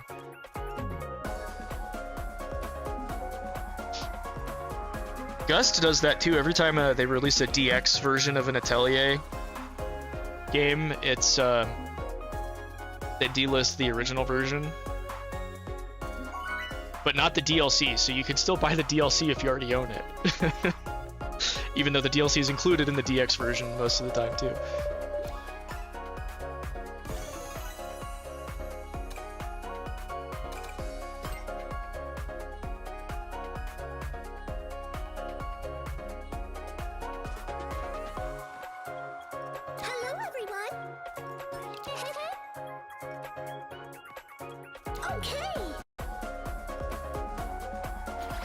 You know, if you can vibe with the kind of cozy aesthetic, you know, and feel most of them go for, where it's low stakes, relatively speaking. There's still like, you know, catastrophes to be averted and villains in a lot of them, but it's they all start off very cozy. If you can accept that vibe, they're usually pretty fun, but progression definitely feels different than it does in a tradition, like a more traditional JRPG. So if you want to play, I would start with Sophie or Ryza if you don't want to worry about a time limit, because neither of those have time limits. And they've the later games, they just stopped having time limits entirely.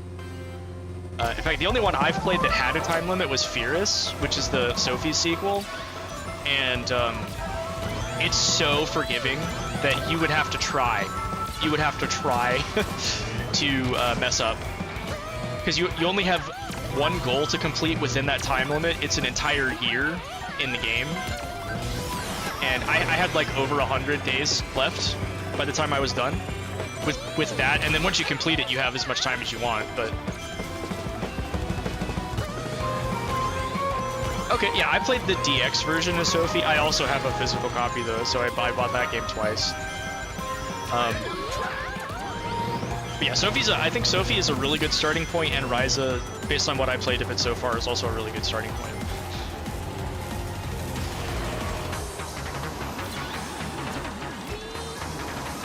Oh, I am really far behind.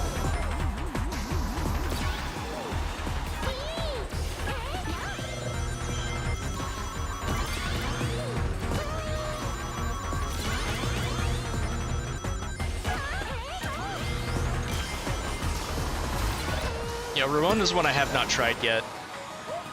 And I will say, I can't remember if it was Rorona or the Aisha that's like considered extremely brutal as far as Atelier time limits go. There's one of those, it's either the Dusk trilogy or in the Arland trilogy, which is not a trilogy anymore, there's 4 games in that now. But one of those is notorious for having like a really, really strict time limit. Maybe it is Toturi. Maybe it's Toturi. I have, out of all the Atelier games, I've completed Sophie, Fierce, Yumiya, and I guess that's it. Those are the 3 that I've finished. I'm almost done with Ryza. Well, I'm over halfway done with Ryza. I'll be done by the end of next week. Or I guess this week if you count Sunday as the first day of the week.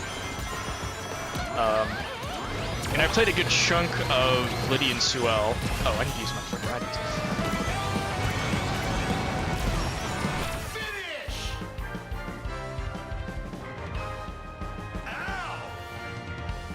And then I also played a good chunk of Resloriana, which actually that's another one that's probably good to start with because there's no time limit, and it's like a crossover game with all of the characters from different games in the franchise in it. So if you see a character that you really liked there, you can go play their game next. Although unfortunately that did not have a PS4 version that got localized. The PS4 version is Japan only, so.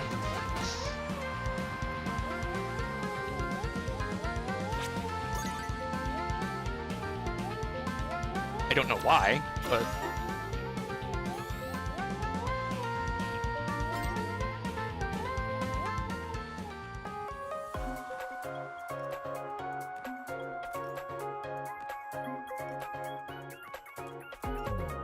it's also funny because that was made in Unreal instead of their whatever engine they usually use for their, not Unreal, Unity, instead of the usual engine they use for their Atelier games, and it runs so much smoother. Like Gust is so bad at optimization, it's actually funny. Because then you turn around and you play a Falcom game and they're like, by the way, we got this running at 120 FPS on console.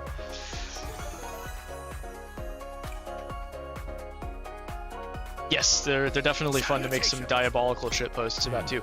But I think since you've got a PS4, Ryza or Sophie would be the 2 I could most readily recommend,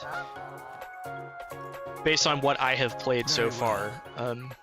I like Yumiya a lot too, but it's really trying to do the open world thing, and none of the other games really do that.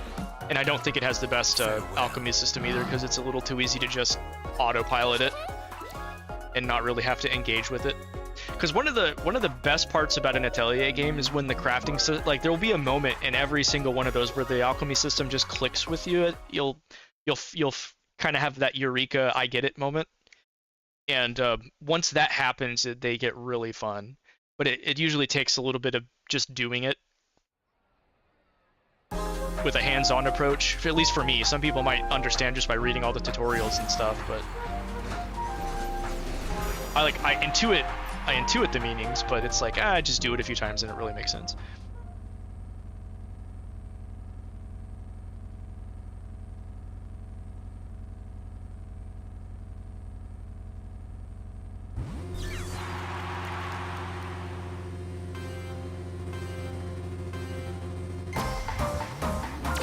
Also, the soundtracks are amazing.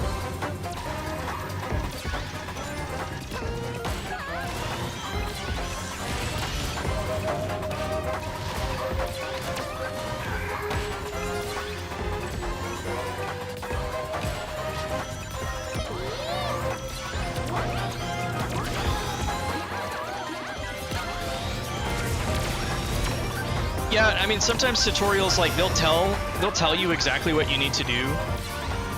And with Atelier, it's usually just like a little text box on screen that says, this is this mechanic and this is how it works.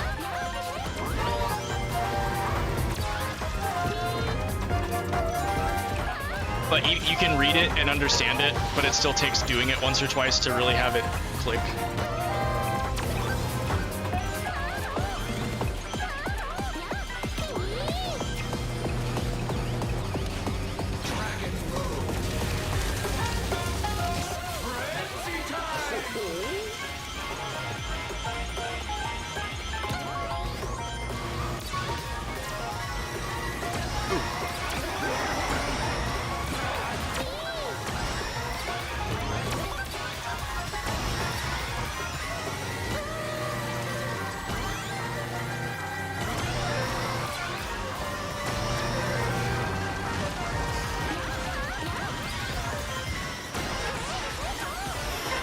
Actually overshot the second ring, that's funny.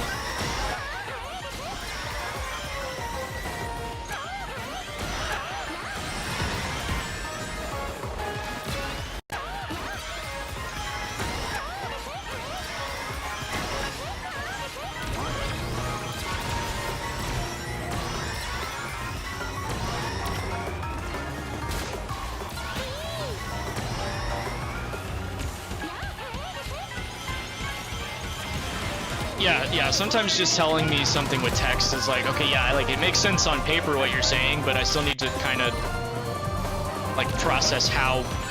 Oh, it's a boost. I thought it was the teleport boost. I still need to process how that actually works in practice.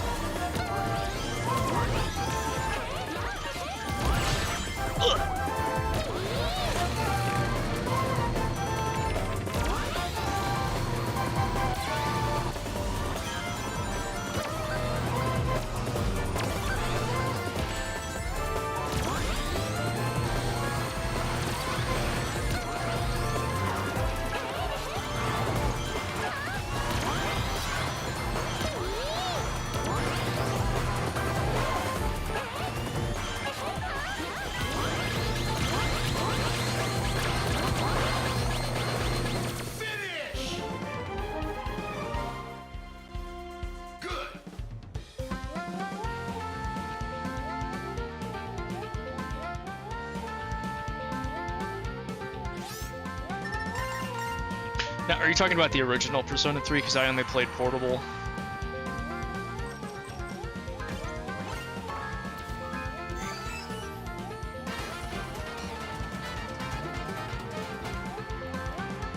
Original, okay. And then Tactics was like kind of the preset setting to tell your party members what to vaguely do, right? Or am I misremembering that? Because you don't have direct control over them, right? In the original game?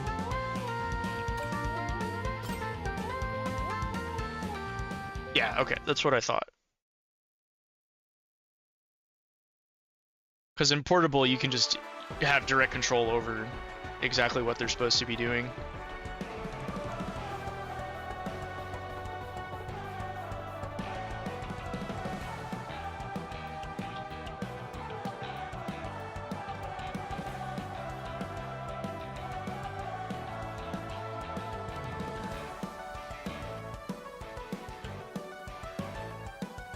Good old Persona.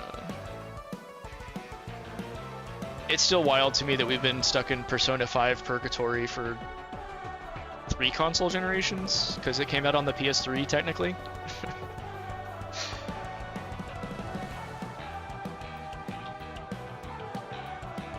I still haven't finished Persona 5.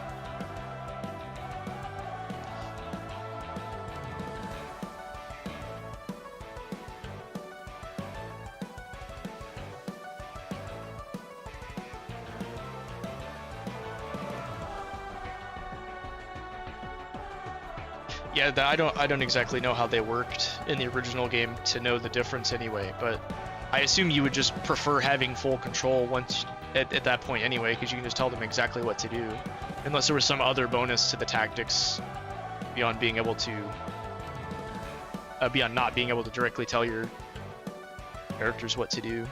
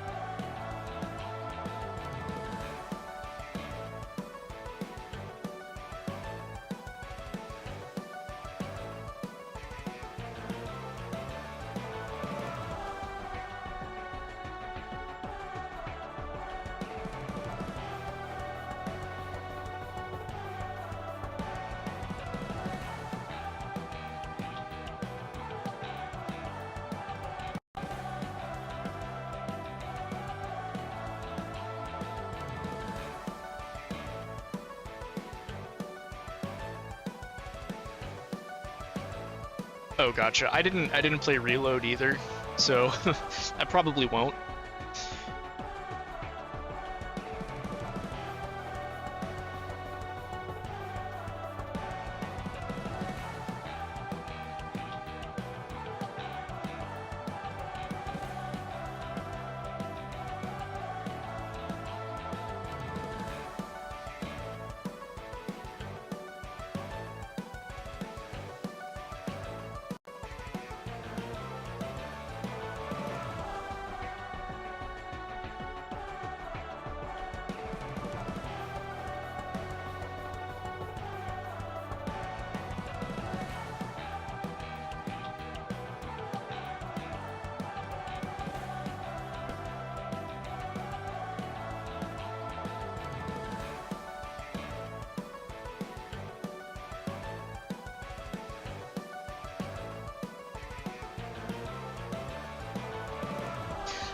Yeah, that's the impression I got from a lot of longtime fans, is that it just kind of felt like maybe Solus might be a bit too far, but it just felt unnecessary.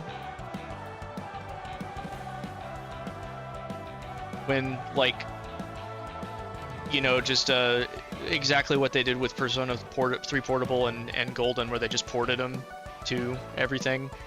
It'd be better if they had just ported the PS3 game, although the urban legend about that is the engine it was made in was so weird that it's hard for them to do that or something. I don't even know the full story there, but oh, and then selling Answer as DLC on top of on top of it with Reload was kind of scummy too.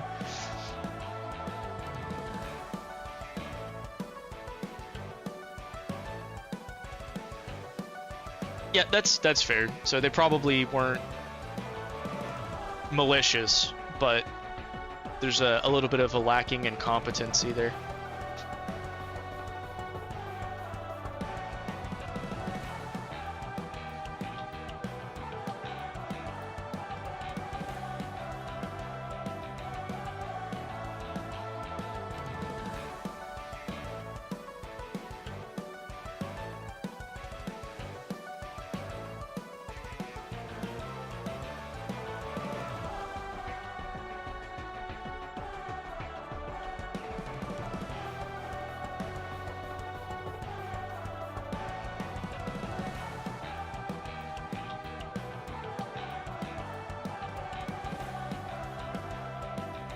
Yeah, the remake debate in general has been such a hot topic lately too, because like you get some great ones like the Trails in the Sky first chapter remake. Yeah, that's true. You get a lot of mechanics just wouldn't fly today.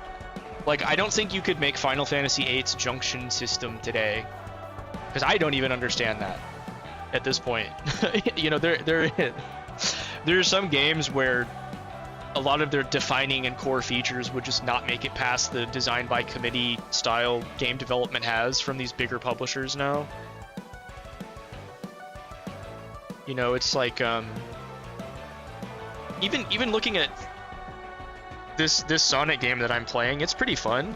But my favorite Sonic racing game is still Sonic All-Stars Transformed from, you know, like 2012 or whatever year that was, because it was a lot easier to fail in that game, because you could actually fail tricks if you did too many and hit the ground. And they did not hold your hand with turning. But it was so much more fun to play once you got it down, because you actually had a mastery over how the car felt and, you know, how things were supposed to work.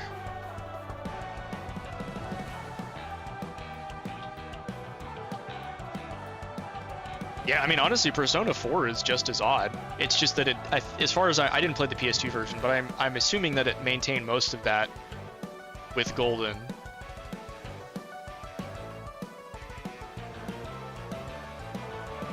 But it's not as, like, obtuse with its combat design.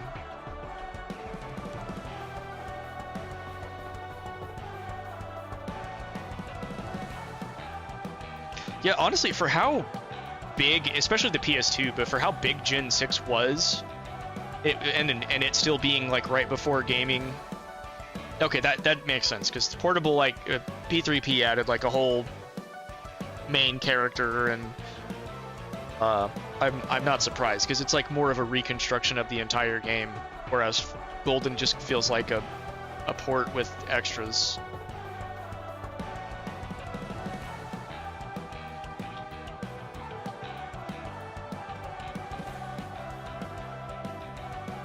And I say that as, I guess I should say that's my impression of what those are, not that is objectively what those are, because I didn't play the PS2 versions of either, but...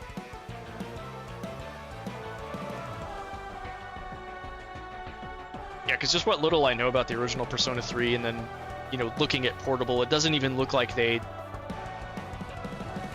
moved the same characters over or anything. Although both were originally PS2 games, it was probably a lot easier to do Golden on Vita than it was to do P3P on the PSP. Say that 5 times fast. That's a tongue twister.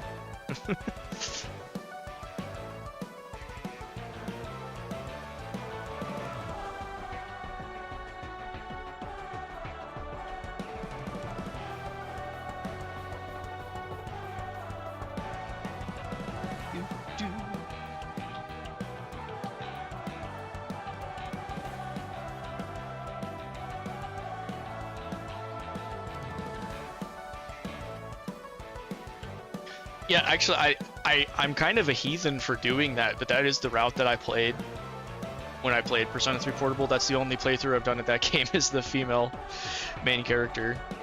So I do not have a typical Persona 3 experience or, you know, view, understanding, whatever you're supposed to call that. My interaction with that game was very atypical. Yeah, I know, that is kind of crazy to think about.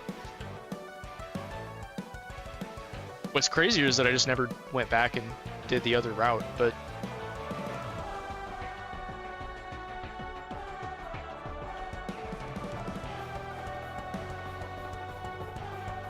If I replayed one at this point, I think I'd play Golden again first, just because I don't have the platinum in it.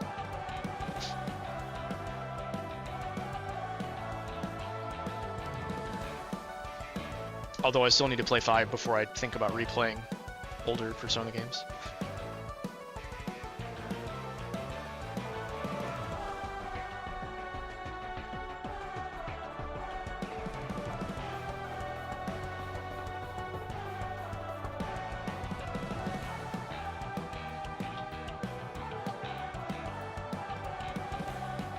Oh yeah, I guess that makes there'd have to be an undub by now. That makes sense.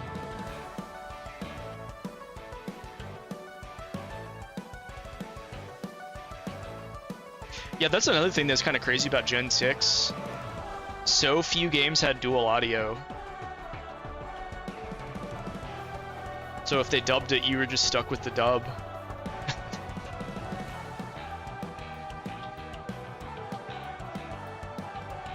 Actually, even Gen 7 had that problem for a while too, now that I think about it, because like all of the Tales games on PS3 are dub only.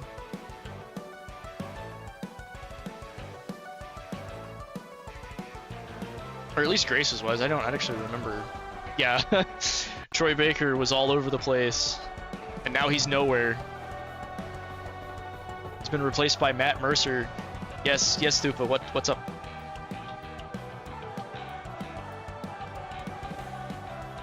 Well, that's okay. Thanks for stopping by. I'm gonna have to go soon too. I think it's gonna be lunchtime soon, but I'm just chatting until that's over because I got all the points I needed to get for this festival. So. Oh God. Okay. Well, go do all of your crazy mod shenanigans for Goat VTuber.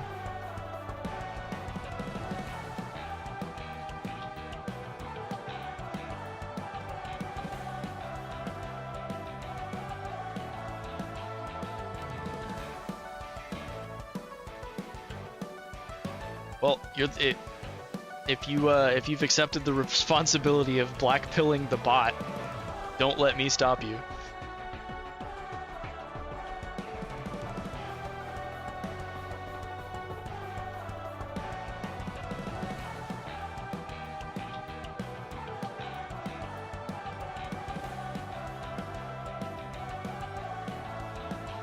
Curse of Ra. All right, thank you, Dan Green.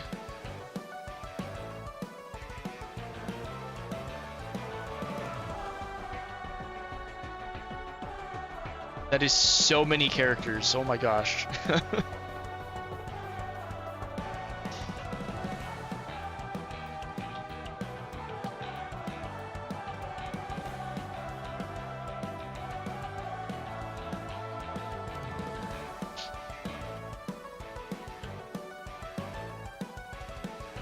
Yeah, I was looking at the list of some more Furyu games. They actually, I didn't realize this, they also did Legend of Legacy and Alliance Alive.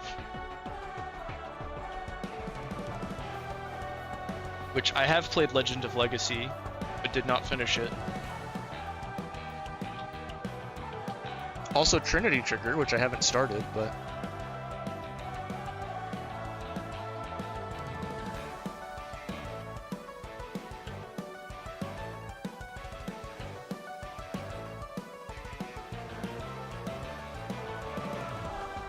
Yeah, I haven't played Alliance yet. I played Legend of Legacy because they're basically the same type of game, and that one came out on the 3DS first. But I didn't finish it, and I have the HD version, and I've been thinking about pulling that out at some point. Because I really liked it. It gave me that old school Final Fantasy vibe with your skills getting better as you use them instead of a traditional XP leveling system. And I assume Alliance Alive works the same way. Yeah, honestly, I'm going to be honest, one of the reasons I haven't started them up, again, with the HD versions, is that, well, for Alliance Alive, that's the only one I have anyway, but the only reason I haven't started them is because the Platinum requires you to beat the game, like, with every character as your protagonist. So you have to beat each game, like, 7 times, even though they're pretty short, because you can New Game Plus, I think.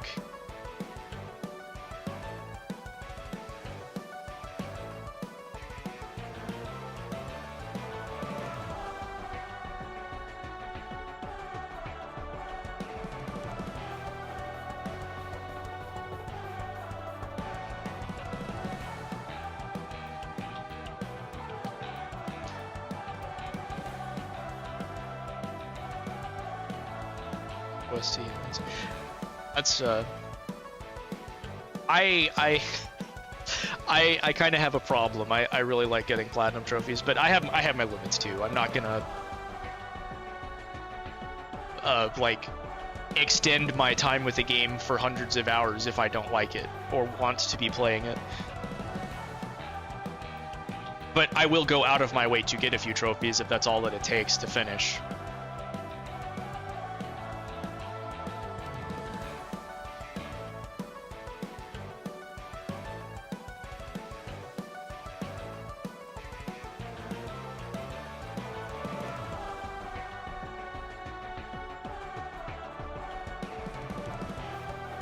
Let's see what PSN profile says. Yeah, they rate it as a 3 out of 10 difficulty, no missables. That's always a plus, and about 60 hours, so that's pretty reasonable for a JRPG.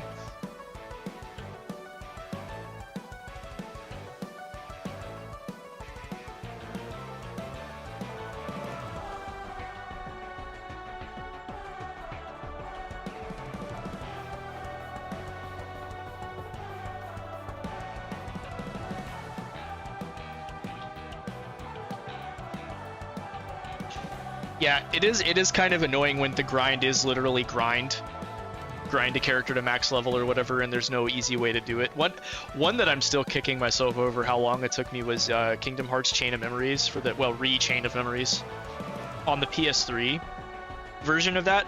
The difficulty level trophy or the difficulty related trophies don't stack, so you have to beat that game 6 times with 3 with each character on each of the 3 difficulties.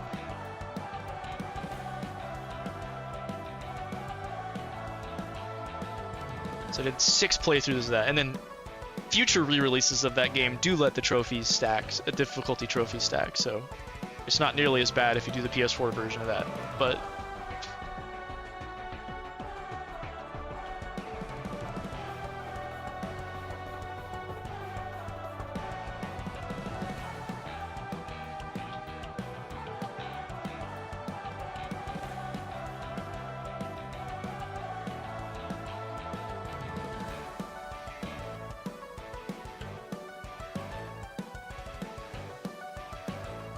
But yeah, okay, yeah, that's much easier to platinum there because you won't have to play the game 6 times.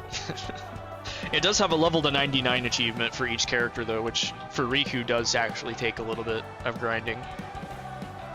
I don't remember Sora being too bad, or maybe it wasn't 9. It was over the max level. I don't know if it was 99 or 50 or whatever that game was. It's a weird game.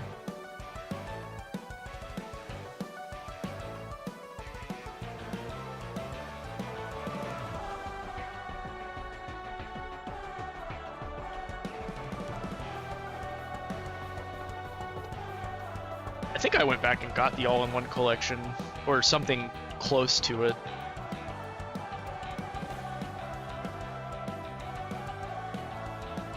Oh, no, it's the 1.5 plus 2.5 collection. I have everything except Kingdom Hearts 3 in that, which I have separately. Anyway.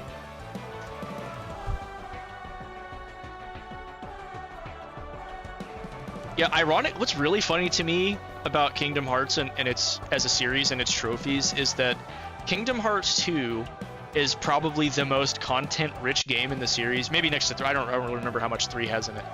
I never finished 3. But Kingdom Hearts 2 is probably the most content-rich game in the series, and it's like the shortest platinum.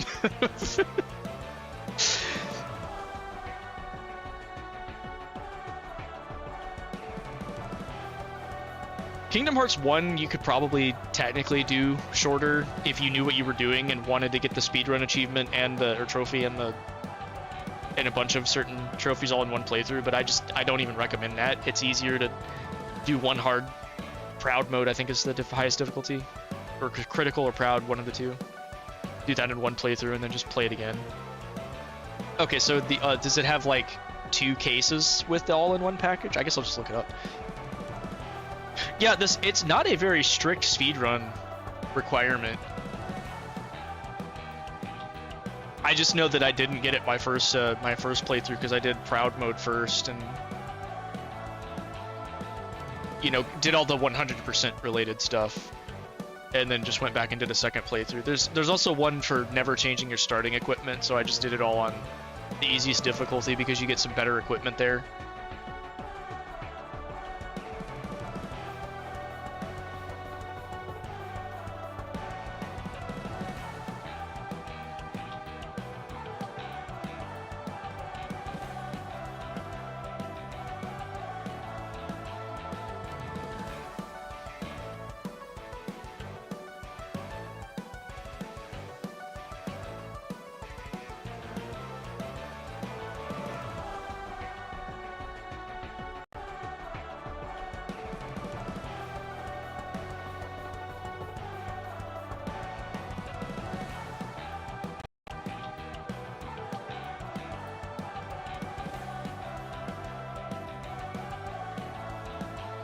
Oh, that's cool.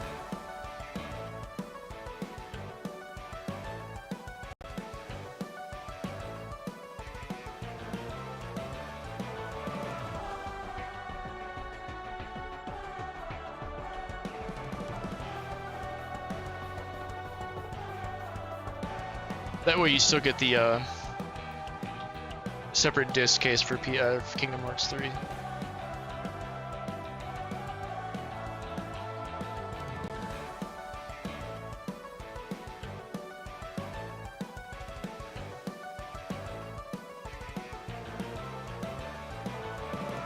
Still, it's they gotta do something.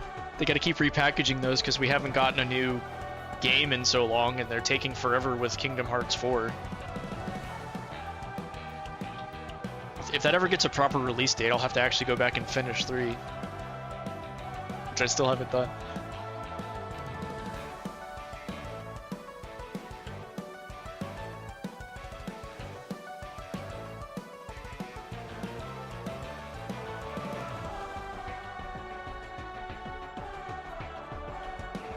See if I can Google what the slipcase looks like.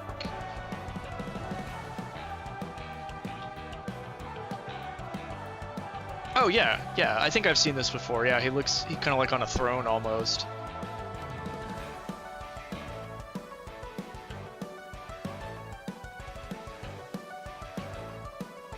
Actually, I mean that is just straight up a throne.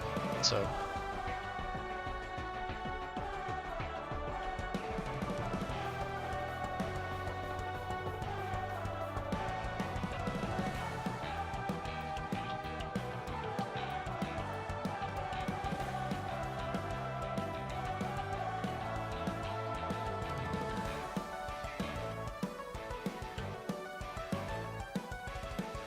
I just hope whatever Kingdom Hearts 4 ends up being, I just hope it makes me want to play it more than 3 did.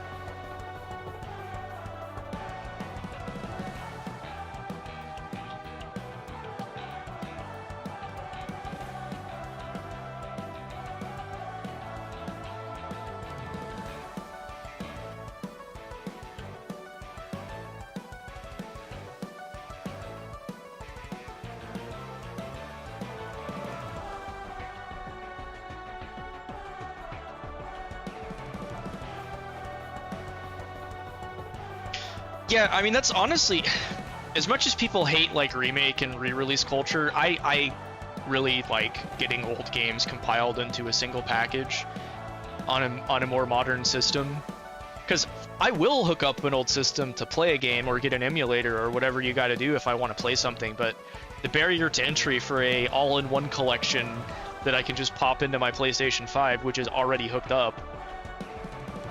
Yeah, Kingdom Hearts especially, like, I mean, I guess technically the only thing you're missing is the gameplay from the DS games, which I'm not sure why they couldn't also implement that into the collections, because all they have is the cutscenes. But it's kind of jarring to just watch a Kingdom Hearts game only through cutscenes, but I did it. I did it twice.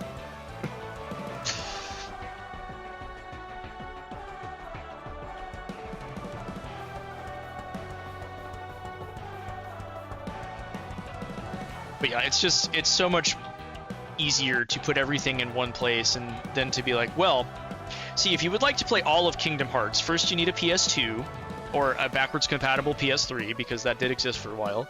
And then you also need a Game Boy Advance, and then you need a PSP. One moment.